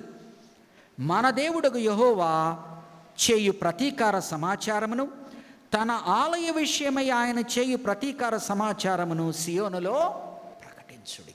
ఏం చేస్తున్నాడు చూడండి. ఎక్కడెక్కడైతే యెహోవా అని మాట్లాడుతున్నాడో వాటిని ఎందుకు నేను నొక్కు ఎక్కానిస్తున్నానంటే, దేవునికి విరోధముగా పోయినప్పుడు, ఆయన శత్రువు అయినప్పుడు ఆయన చేసేటువంటి పనుల్ని ఆయనే ముందుండి చేస్తాడంటున్నాడు. 28, మన దేవుడుకు యెహోవా చేయు ప్రతీకార సమాచారమును, తన ఆలయము విషయమై ఆయన చేయు ప్రతీకార సమాచారమును సియోనులో ప్రకటించుడి. అర్థమవుతుందండి? ఆయన ఆలయము పట్ల ఏదైతే చేస్తారో దానికి ప్రతీకారముగా ఆయన చేస్తున్నానంటున్నాడు. కాబట్టి ఆ దినము వారు, గమనించండి, వారు దేవుని లేని ప్రజలయ్యారు. దేవుని లేని ప్రజలైనందువలన దేవుడే లేకుండా జీవించేటువంటి వారి మధ్యన తను ఉండను అని బయటికి వెళ్ళిపోయాడు. కట్టడాల మధ్యన అతను ఉండడం అవసరం లేదంటున్నాడు. కానీ దాన్ని కూల్చినప్పుడు వారిని శిక్షించే సమయంలో ఏమంటున్నాడంటే, నా ఆలయమును మీరు పాడు చేస్తారా అంటున్నాడు. దేవునికే ఈ మాటలు తగును, మనకు తగదు కదా. దేవునికే ఈ మాటలు తగును. ఒకవైపున ఏమంటున్నాడు? దేవుడు లేని ప్రజలారా, మీరు ఇలాగున్నారు గనక మిమ్మల్ని నేను బయటకు పంపిస్తున్నాను. మీరు ఇలాగున్నారు కనుక నేను నన్నే పరమేశ్వర ఆలయంలో నేను ఉంచను. ఆ తరువాత బబులోనుతో అంటున్నాడు, నా ఆలయమును నీవు చెడిపినందుకని నేను ప్రతీకారము తీర్చుకుంటున్నాను. కాబట్టి అందుకనే మనం కొరింథీయులకు రాసిన పత్రికలో తన యొక్క ఆలయమును చెడిపిన వాడిని ఆయన చెడుపును కదా. కాబట్టి ఆనాటి నుంచి ఈనాడు కూడా ఆలయం లోపల ఉన్నవారు ఆలయ పరిశుద్ధతను ఎలా కాపాడుకోవాలో జాగ్రత్త పడాలా. ఆలయ పరిశుద్ధతను కాపాడకుండా దేవునికి వ్యతిరేకంగా ఉంటే వారిని లెక్క చేయకుండా తరిమేస్తాడు. ఆ యొక్క తాత్కాలికంగా ఆలయమునే నామరూపాలు లేకుండా చేస్తాడు. కానీ ఎవరైతే దాన్ని చేశారో వారిని మళ్ళీ వదలకుండా అది చేస్తాడు. తన ఆలయమును చెడిపిన వారు, లోపల ఉన్నవారే కానీ బయట ఉన్నవారే కానీ ఆలయమును చెడిపిన వారిని ఆయన వదలను అని అంటున్నాడు. అందుకని కొరింథీయులకు రాసిన పత్రికలు నొక్కి ఒక్కడి నుంచి ఆయన చెప్తాడు, మన దేవుని యొక్క పరిశుద్ధ ఆలయమే కానివ్వండి, ఆయన ఆత్మ నివసిస్తూ ఉన్న క్రైస్తవ విశ్వాస యొక్క ఆలయమే కానీ చెడు అలవాట్లతో దీన్ని చెడపకూడదు అంటున్నాడు. చెడు పనులతో ఆలయాన్ని చెడపకూడదు అంటున్నాడు. ఆలయాన్ని చెడు పనులతో చెడపకూడదు. ఆత్మ నివసించేటువంటి విశ్వాస యొక్క శరీరమును చెడ్డ అలవాట్లతో చెరపకూడదు. కాబట్టి ఇది కొరింథీయులకు రాసిన పత్రికలో ఆయన నేర్పిస్తున్న పాఠం. 29వ వచనం, బబులోనునకు రండని విలుకాండ్రను పిలువుడి, విల్లు త్రొక్కు వారలారా మీరందరూ దాని చుట్టూ దిగుడి. అది ఇప్పుడు చూడండి, మళ్ళా వాటి క్యారెక్టరిస్టిక్స్ ఇస్తున్నాడు. ఎందుకు ఈయన వాడి మీద వాళ్ళ మీద పగబడుతున్నాడు? అది యెహోవా మీద గర్వపడినది. అది యెహోవా మీద గర్వపడినది.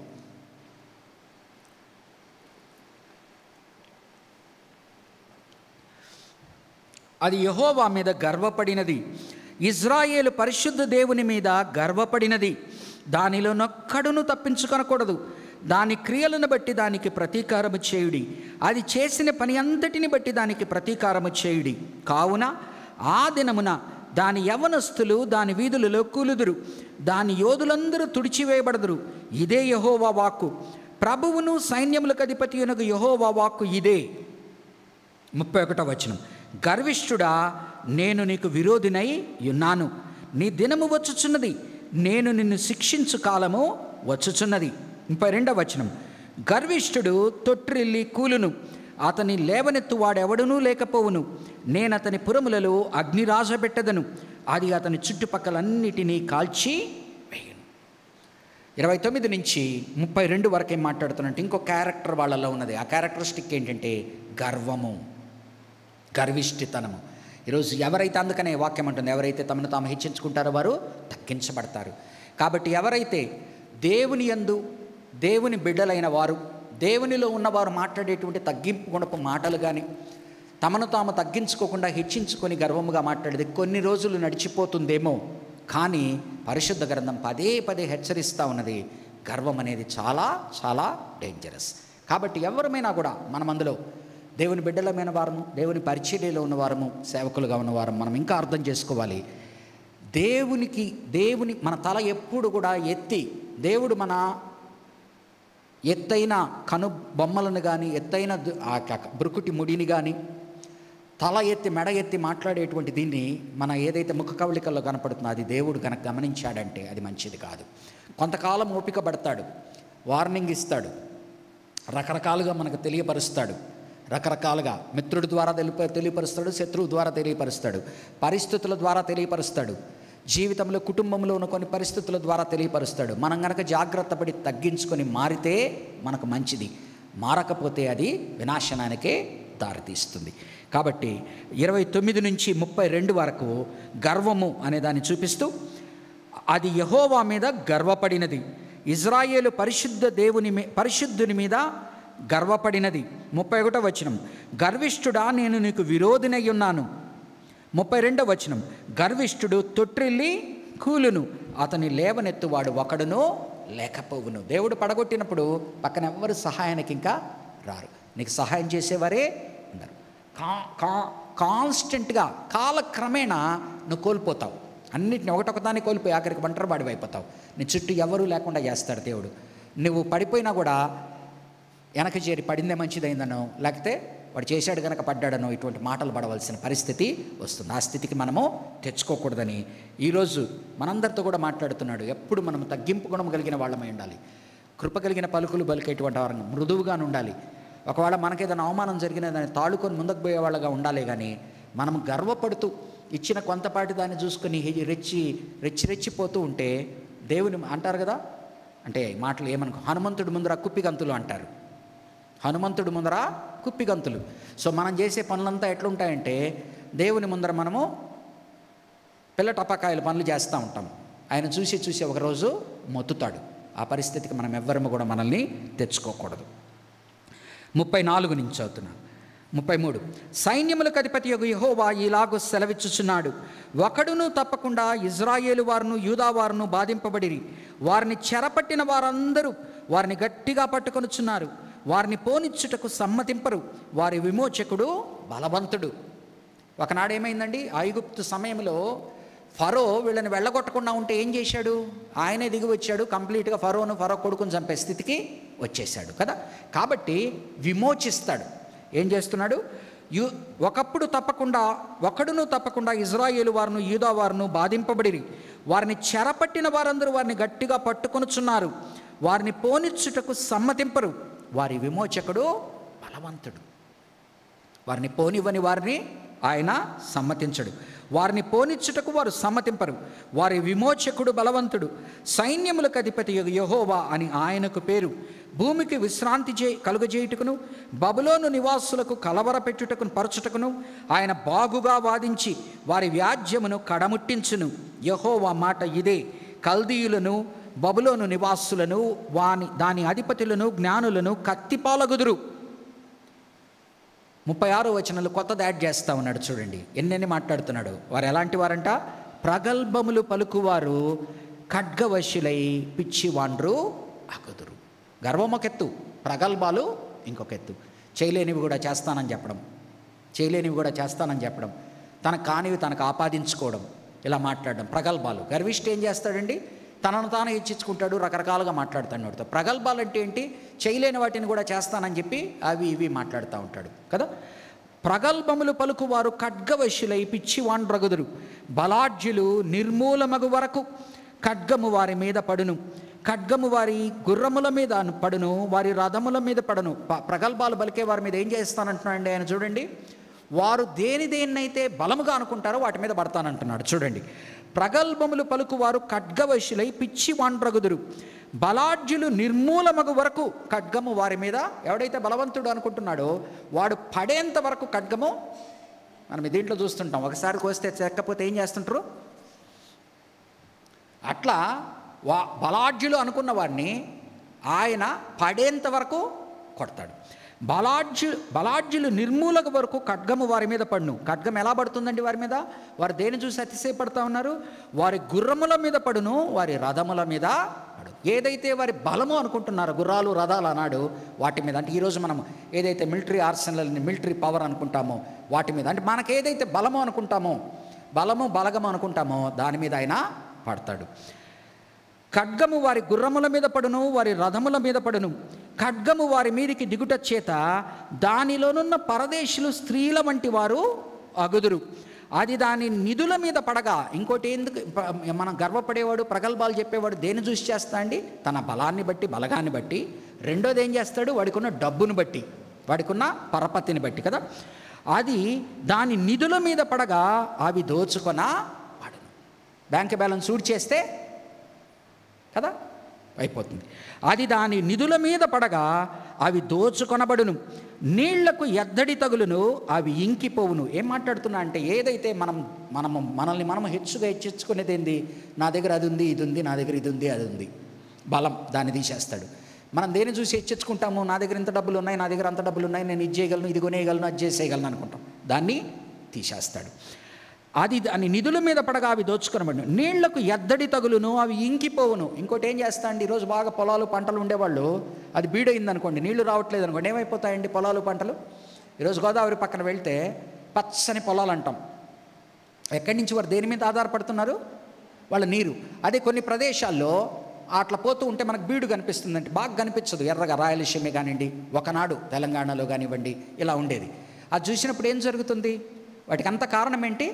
వారి ధనానికి గల కారణం ఏంటి? వారి భూమి పంటలకు నీరు ఉండడం. నేనేమంటున్నా అంటే, ఆనాడు ఏవేవైతే వాళ్ళు ఆస్తులు అనుకుంటున్నారో వాటిని అన్నింటినీ కొట్టేస్తానంటున్నాడు. ఈరోజు మనం డబ్బులు అనొచ్చు, ఎఫ్డీలు అనొచ్చు, అదేదో బిట్ కాయిన్ అంటారు, క్రిప్టో కరెన్సీ అంటారు, ఏవేవో. అంటే మనిషి ఏవేవో చేస్తూ ఉంటాడు. ఒక్క ఫోన్ దీంతో ఇప్పుడు ఏం చేస్తూ ఉన్నారండి? నా దగ్గర 1,00,000 ఉంది అనుకుంటుంటాం. మనల్ని ప్రొటెక్ట్ చేస్తూ ఉన్నది మన పాస్వర్డ్ అనుకుందాం ఏదో. దాన్ని ఈరోజు సైబర్ క్రైమ్లో తీసేస్తూ ఉన్నారు. అంటే మనం ఏదేదైతే మన దగ్గర ఉంది అనుకుంటున్నామో దాన్ని దేవుడు తుడిచిపెట్టివేయ కానడు. ఆయనకు ఎదురు నిలబడినప్పుడు, గర్వించినప్పుడు, ఆయన ఆలయానికి విరోధముగా చేసినప్పుడు, మనల్ని మనం హెచ్చించుకొని ప్రగల్భాలు పలికేటప్పుడు ఇవన్నీ కూడా ఆయన చేస్తాడు. దేన్నైతే నువ్వు నమ్ముకొని గర్విస్తున్నావో, దేన్నైతే నమ్ముకొని నువ్వు ప్రగల్భాలు పలుకుతున్నావో, ఇవి కదా నీకు ఉండేది, వాటిని నేను తీసేస్తాను. అది దాని నిధుల మీద పడగా అవి దోచుకొనబడును. నీళ్లకు ఎద్దడి తగులును, అవి ఇంకిపోవును. అది చెక్కబడిన విగ్రహములు గల దేశము. జనులు భీకర ప్రతిమలను బట్టి పిచ్చి చేష్టలు చేయుదురు. వాళ్ళలో ఉన్నదంటే విగ్రహారాధన కదా. కాబట్టి వారు దాన్ని దేని మీద ఆధారపడుతున్నారు? ఈ దేవతను కొలిస్తే ఇదవుతుంది, ఈ దేవతను కొలిస్తే ఇదవుతుంది. ఈరోజు కూడా చాలాసార్లు మనము దీన్ని కొలిస్తే ఇదవుతుంది, దాన్ని కొలిస్తే ఇదవుతుంది, వీళ్ళని పట్టుకుంటే ఇదవుతుంది, వాళ్ళని పట్టుకుంటే ఇదవుతుంది అంటున్నాం. అన్నీ కూడా తీసేస్తాడు ఆయన. అవన్నీ కూడా ఏంటంటే మన విగ్రహాలు. ఈరోజు మనం ఎవరం కూడా మన ఇంట్లో విగ్రహాలు పెట్టుకోం. క్రైస్తవులైన వారు ఒక తరం 2 తరాలు అయిన తర్వాత విగ్రహాలు పెట్టుకోం, పటాలు పెట్టుకోం. కానీ మన విగ్రహాలు మనకుంటాయి, మన ఎచ్చులు మనకుంటాయి, మనం ఆరాధించేవి మనం ఉంటాయి, మనవి మనకుంటాయి. వాటిని అన్నిటినీ కూడా పిచ్చి చేష్టలు అంటున్నాడు. జనులు, అది చెక్కబడిన విగ్రహములు గల దేశము, జనులు భీకర ప్రతిమలను బట్టి పిచ్చి చేష్టలు చేయుదురు. అందుచేతను అడవి పిల్లలను నక్కలను అక్కడ నివసించును, నిప్పుకోళ్లను దానిలో నివాసము చేయును. అంటే కంప్లీట్గా నిర్మానుష్యమైనప్పుడు పాడుబడిపోయిన భవనాలు అంటాం.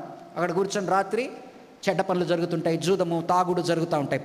అలాగని ఒక రాజు ఇది పాడుబడిపోయినా ఇదిగా చేస్తాను. అందుచేతన అడవి పిల్లలను నక్కలను అక్కడ నివసించును, నిప్పుకోళ్లను దానిలో నివాసము చేయును. ఇక మీదట అది ఎన్నడూను నివాస స్థలము కాకపోవును, తరతరములు దానిలో ఎవరునూ కాపురముండరు. యెహోవా వాక్కు ఇదే. ఎలాగనవుతుందంట?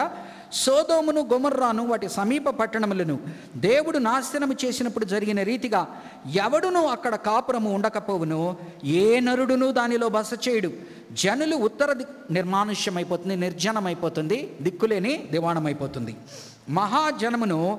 జనులు ఉత్తర దిక్కు నుండి వచ్చుచున్నారు, మహాజనమును అనేక జనులను భూదిగంతముల నుండి రేపబడెను. ఇందాక అనుకున్నట్టుగా మిరియా పర్షియా మాత్రమే కాదు, రకరకాల దేశాల కాంగ్లమరేషన్ ఆఫ్ నేషన్స్. వారు వింటిని ఈటెను ఎక్కుపెట్టుచున్నారు, పట్టుకుని వచ్చెదరు. వారు క్రూరులు, జాలిపడని వారు. వారి స్వరము సముద్ర ఘోష వలె ఉన్నది. వారి గుర్రములను ఎక్కువారు. బబులోను కుమారి ఒకడు యుద్ధ పంక్తులు తీర్చు రీతిగా వారందరూ నీ మీద పంక్తులు తీర్చుచున్నారు. బబులోను రాజు వారి సమాచారము విని దుర్బలుడాయను, అతనికి బాధ కలిగెను. వాటిని చూసి ధైర్యపడతా ఉన్నాడు. తనకన్నా పెద్ద సైన్యం వచ్చినప్పుడు తను కుప్పగొలిపోతున్నాడు, నీరుగారిపోతున్నాడు. చిరకాల నివాసమును పట్టుకొనవలనని 44. శత్రువులు యోర్దాను ప్రవాహములో నుండి సింహము వలె వచ్చుచున్నారు. సింహం వచ్చినప్పుడు ఏమవుతుందండి? అమాయకమైన వాటిని, అంటే ఏదైతే తింటుందో వాటి మీద పడుతుంది. శత్రువులు యోర్దాను ప్రవాహములో నుండి సింహము వలె వచ్చుచున్నారు. నిమిషములోనే నేను వారిని దాని యొద్ద నుండి తొలగివేయుదును. సింహం ఒక్కసారి పట్టుకుందనుకోండి, ఇంకంతే. ఆ తర్వాత దాని పంజాల దగ్గర నుంచి కానీ దాని నోటి నుంచి కానీ తప్పించుకోలేదు. నేను ఎవని ఏర్పడుతునో వానిని దాని మీద నియమించెదను. నన్ను పోలి ఉన్నవాడై నన్ను ఆక్షేపణ చేయవాడేడి, నన్ను ఎదిరింపగల కాపరి ఏడి. ఏమంటున్నా అంటే ఛాలెంజ్ చేస్తూ ఉన్నాడు. నేను గనక శత్రువు అయితే నాకు ఎదురు నిలబడగలిగిన వాడు ఎవడు? నేను ఎవరి ద్వారా ఏం చేయాలనుకుంటానో నేను అది చేస్తాను. దేవుడు మాట్లాడుతున్నమాట. నాకు ప్రోగా ఉంటే నిన్ను బ్రతికిస్తాను, నాకు విరోధముగా ఉంటే నిన్ను చేస్తాను. మనిషి మాట్లాడే మాటలు కాదండి, జాగ్రత్త పడండి. చాలాసార్లు ఈరోజు మనుషులు ఈ మాటలు మాట్లాడతారు కదా. నాకు ప్రోగా ఉంటే నేను లిఫ్ట్ చేస్తాను, నాకు అగెన్స్ట్గా ఉంటే నేను తొక్కిపారేస్తాను పాతాళానికి. ఆ మాటలు దేవుడు అనొచ్చు, మనిషి అనకూడదు. దాన్ని ఏమంటారు? ఈ డిక్టేటర్లు వీళ్ళు మాట్లాడే మాటలు ఇవే. దాన్ని ఏమంటారు? ఒక పేరు ఉంది, మెగలోమానియా. వారి దేవుళ్ళు అనుకుంటారు. ఈరోజు మనిషి పెద్ద సమస్య ఏంటి? తాను దేవుడు అనుకుంటాడు. ఆ ఆదికాండం 3వ అధ్యాయం నుంచి ప్రారంభమైనది, కంటిన్యూ అవుతానే ఉన్నది. ఏదో ఒకలాగా తన దేవత అయిపోవాలనుకుంటాడు, ఏదో తానే దేవుడు అనుకుంటాడు కదా. ఆయన ఏమంటున్నా అంటే, నేను ఎదురు నిలబడితే ఎవ్వరు కూడా నిలబడరు. నేను ఎవరిని ఏర్పరచుకుంటానో వారిని ఏర్పరచుకుంటాను. నన్ను పోలి ఉన్న వాడై నన్ను ఆక్షేపణ చేయువాడెవడు? నన్ను ఎదిరింపగల కాపరి ఏడి అని సవాలు చేస్తున్నాడు. దేవుడు మాట్లాడాలి కానీ మనిషి మాట్లాడకూడదు. మనిషి మాటలు మాట్లాడడానికి ఎప్పుడు కూడా ధైర్యం చేయకూడదు. చేస్తే వాళ్ళ అవసాన దశ ప్రారంభమైనట్టే. 45వ వచనం. బబులోనును గురించి యెహోవా చేసిన ఆలోచన వినుడి, కల్దీయుల దేశమును గురించి ఆయన ఉద్దేశించినది వినుడి. నిశ్చయముగా మందలోని అల్పులైన వారిని వారు లాగుదురు, నిశ్చయముగా వారిని బట్టి వారి నివాస స్థలము విస్మయమందును. బబులోను పట్టబడుచున్నదన్న సమాచారము విని భూమి కంపించుచున్నది, జనములలో అంగలార్పు వినబడుచు. ఏం జరుగుతుందండి? అంతా బబులోను గురించి మాట్లాడుతున్నాడు. బబులోను గురించి ఎందుకు మాట్లాడుతున్నాడు? బబులోనులో ఏమి క్యారెక్టరిస్టిక్స్ ఉన్నాయో చెప్తున్నాడు. దానికి ఎదురు నిలబడతానంటున్నాడు. ఒకనాడు అదే బబులోన్ని ఉపయోగించుకొని ఇజ్రాయేల్ని శిక్షించాడు. కానీ బబులోనులో ఉన్న క్యారెక్టరిస్టిక్స్ని బట్టి ఆ బబులోన్ని తుదమట్టిస్తున్నాడు. కాబట్టి దేవుడు ఏ క్యారెక్టరిస్టిక్స్ అయితే, ఏ గుణగణాలైతే బబులోనులో చూపిస్తున్నాడో ఆ గుణగణాలు మనలో లేకుండా చూసుకోవడానికి జాగ్రత్త పడాలి. నెక్స్ట్, ఇజ్రాయేలును చూసి మనం నేర్చుకోవలసినది ఏంటంటే, దేవుని ప్రజలు దేవునికి ఇష్టలుగా ఉండి ఆశీర్వదింపబడిన వారు దేవుణ్ణి వదిలి వేరే వాటిని పట్టుకుంటే ఏం జరుగుతుందో చూపుతున్నాడు. కానీ వాళ్ళని ఏ విధంగా ప్రేమిస్తున్నాడు, క్షమిస్తున్నాడంటే ఒకానొక సమయం నేను శిక్షణ సమయం గుండా తీసుకెళ్ళి ఒక 50 ఏళ్ళో 70 ఏళ్ళో నేను దూరంగా పెడతాను. అప్పుడు నువ్వు కొంత శ్రమను అనుభవిస్తావు, బాధపడతావు. కానీ ఆ సమయంలో నా దగ్గరికి, నీ హృదయాన్ని నిజంగా నా దగ్గరికి నిత్య నిబంధన చేసుకుంటాను. ముందరి నిబంధన నేను చేశాను, నువ్వు దాన్ని ఫాలో అయ్యే పరిస్థితులు లేవు. కాబట్టి నిన్ను రిస్టోర్ చేసిన తర్వాత నీలో రాతి గుండెను తీసివేసి మాంసపు గుండెను నేను దయచేస్తాను. ముందర నువ్వు నాతో సంబంధ బాంధవ్యాలు పెట్టుకోలేకపోయావు, నువ్వు చేయలేవది, నేనే నీ కొరకు చేస్తాను. నా ఆత్మను మీ మీద ఉంచి మీ లోపల నిజమైన మారు మనస్సును కలగచేసి మీ దోషములను తీసేస్తాను, మీ యొక్క పాపములను పరిహరిస్తాను, మిమ్మల్ని క్షమిస్తాను, నాకు దగ్గర తీసుకుంటాను. సో దేవుడు తన ప్రజలను శిక్షణలో పెట్టి పెద్ద శిక్ష పడకుండా తప్పించి తన దగ్గరికి చేర్చుకుంటాడు. దేవుడు తన వారు కాని వారిని తన వారిని శిక్షణలో పెట్టడానికి వాడుకుంటాడు. కానీ వారు తమను తాము దేవుళ్ళుగా అనుకున్నప్పుడు, రెచ్చిపోతున్నప్పుడు, హెచ్చించుకుంటున్నప్పుడు వారిని శిక్షించేటప్పుడు నీలో ఈ క్యారెక్టరిస్టిక్స్ని బట్టి నేను శిక్షిస్తున్నానని చెప్తున్నాడు. ఆ క్యారెక్టరిస్టిక్స్ మనలో ఉండకుండా చూసుకోవాలి. బబులోన్లో ఏవైతే చెప్తున్నాడో, ఇజ్రాయేల్లో ఏదేదైతే ఉన్నాయో దానివల్ల ఇప్పుడు ఏ స్థితికి వచ్చినామో అర్థం చేసుకోవాలి. ఇజ్రాయేల్ నుంచి దేవుడు గొప్పవాడు, దేవుని దగ్గరికి తిరిగితే నన్ను కాపాడతాడు, నన్ను క్షమిస్తాడు, నన్ను దగ్గరికి తీసుకుంటాడని ఆదరణ పొందాలి. బబులోనును చూసి ఈరోజు బాగానే ఉంటుంది అలాగనుంటే, ఈరోజు బాగానే ఉంటుంది అలా చాలా పెద్ద గొప్ప పేరుతో చాలా దీంట్లో ఉంటే, కానీ అంతిమంగా ఆ క్యారెక్టరిస్టిక్స్ వలన దేవుడు శిక్షలోకి తెస్తాడు, తీర్పు తెస్తాడు. అది కుప్పగూలిపోయిన తర్వాత ఎవ్వరూ కూడా దాన్ని మరలా లేవనెత్తలేని పరిస్థితికి వస్తారని అర్థం చేసుకొని ఈ వాక్యాన్ని ఇలా చూసినప్పుడు మనకు ఆత్మీయ మేలు కలుగుతుంది. అందరూ లేచి నిలబడి ఈరోజు దయచేసి నన్ను క్షమించాలి. పెద్ద అధ్యాయము 46 వచనాలు కనుక నేను I have gone two far into the Bible study. Almost 1 hour 20 minutes 1 hour 15 minutes చెప్పాను. But I cannot help. ప్రార్థన చేసుకుందాం. పరిశుద్ధమైన దేవా నాయన, నీ కృప కలిగిన హస్తాలకు సంఘముగా మమ్మల్ని భద్రపరుచుకుంటున్నాం. ఒకనాడు ఇర్మియా ద్వారా బబులోనుతోనైనా నువ్వు నిక్కచ్చిగా మాట్లాడిన మాటల్ని ఈ దినము తండ్రి మేము మా జీవితాల్లో అటువంటి గుణగణాలున్నాయేమో చూసుకొని జాగ్రత్త పడ్డానికి నాయన నీవు మమ్మల్ని హెచ్చరిస్తున్నావు. అలాగనే ఇజ్రాయేలు, దేవుని ప్రజలైన ఇజ్రాయేలు దేవునికి దూరం అయిపోయినప్పుడు మరి ప్రభు వారి మీద ఎలాగొన శిక్షాదండాన్ని నాయన ఆడిచ్చాడు. తద్వారా వారిలో నాయన పశ్చాత్తాపాన్ని, మారు మనస్సును కలగజేశాడు. వారు నాయన అది తెలుసుకుని ఆయన దగ్గరికి వచ్చినప్పుడు ఏ విధంగా హక్కును చేర్చుకున్నాడో, ఏ విధంగా వారిని ఆశీర్వదించాడో చూసి దేవుని బిడ్డలైన మేము తెలిసి తెలియక ఒకవేళ నీకు దూరముగా వెళ్ళిపోతుంటే మమ్మల్ని క్షమించు. మమ్మల్ని తండ్రి శిక్షణలో గుండా పెట్టి మమ్మల్ని నీ దగ్గరికి తీసుకో. నిజమైన పశ్చాత్తాపంతో, మారు మనస్సుతో నిన్ను ఇష్టపడేటువంటి వారముగా, నిన్ను ప్రేమించేటువంటి వారముగా, నీ ద్వారా ఆశీర్వదింపబడేటువంటి వారముగా చూసుకో. ఒకవేళ తెలిసి తెలియక నాయన మేము చిన్నగా దేవుడే లేని ప్రజలుగా గనక తయారైపోతూ ఉంటే మరి ప్రభు నిన్ను కానీ, నీ ఆలయాన్ని కానీ, నీ యొక్క పరిశుద్ధతను కానీ మేము లెక్క చేయకుండా మేమే సమస్తం అనుకున్న ఆయన ముందుకు వెళ్ళిపోతూ ఉండేటువంటి గుణగణాలు ఏవైతే బబులోనులో ఉన్నాయో తెలిసి తెలియక అవి గనక మాలో ప్రవేశిస్తూ ఉంటే మరి ప్రభు అది సాతాను నుంచి వచ్చేది గనక, అది నీకు వ్యతిరేకముగా, విరోధముగా ఉండేటువంటి వాని నుంచి వచ్చేది కనుక వాటిని చూసి జాగ్రత్త పడమంటున్నావు, వాటిని గుర్తుపట్టమంటున్నావు, వాటిని నాయన తీసివేసుకోమంటున్నావు. కాబట్టి అటువంటివి నాయన మాలో ఎవరిలో ఏదైనా ఉంటే వాటిని తీసివేసుకోగలిగినట్లుగా ఈ వాక్యము మాకు సహాయం చేయి. ఈ వాక్యము ద్వారా మమ్మల్ని మార్చు, మేము నీకు ఇష్టలుగా చేసుకో, మమ్మల్ని దీవించు. కూడి వచ్చిన ప్రతి ఒక్కరిని కూడా నీ చేతులకు సమర్పించుకుంటూ వారి జీవితాలలో ఆనాడు ఎప్పుడో నాయన 2500 ఏళ్ల క్రితం మాట్లాడిన మాటలను ఈ దినము వారు తండ్రి వారి జీవితాలకు అన్వయించుకోగలిగినట్లుగా, దాన్ని తండ్రి యేసయ్య దాని ద్వారా ఆత్మీయ లబ్ధి పొందుకోగలిగినట్లుగా, దాన్ని వారి జీవితాల్లోనైనా అలవర్చుకొని ఆచరించి వారి జీవితాలు ఆశీర్వాద భరితం కాగలిగినట్లుగా కూడిన ప్రతి ఒక్క వ్యక్తిని, ఆ యొక్క కుటుంబాలను ఆశీర్వదించి దీవించమని నీ ఘనత కొరకు, మహిమ కొరకు నిలబెట్టుకుని వారిని మాత్రమే కాకుండా వారి పిల్లలను, పిల్ల తరములను, వారి భవిష్య తరములను ఆశీర్వదించమని ఈ యొక్క జనాంగం కొరకు ప్రార్థిస్తూ దానిలో నన్ను కూడా కలుపుకుంటున్నాయన గుర్తు చేసుకోమని, మాలోనున్న తప్పుల్ని తీసివేసి నీకు దగ్గర తీసుకోమని, మేము నాయన రెచ్చిపోకుండా, హెచ్చించుకోకుండా మమ్మల్ని జాగ్రత్తపరచమని, నీకు ఇష్టలుగా చేసుకోమని, దీవించమని యేసు నామమున ఈ ప్రార్థన వేడుకుంటున్నాను తండ్రి. ఆమేన్. పరలోకమందున్న మా తండ్రి, నీ నామము పరిశుద్ధపరచబడునుగాక, నీ రాజ్యము మాకు వచ్చునుగాక, నీ చిత్తము పరలోకమందు నెరవేరినట్లు భూమి మీదనూ నెరవేరునుగాక. మాకు కావలసిన ఆహారమును నేడు మాకు దయచేయము. మా రుణస్థులను మేము క్షమించిన ప్రకారం మీరు మా రుణములను క్షమించుము. మమ్మల్ని శోధనలోకి తెక కీడు నుంచి తప్పించుము. ఎందుకంటే రాజ్యము, బలము, మహిమ నిరంతరము నీవై ఉన్నావు తండ్రి. ఆమేన్.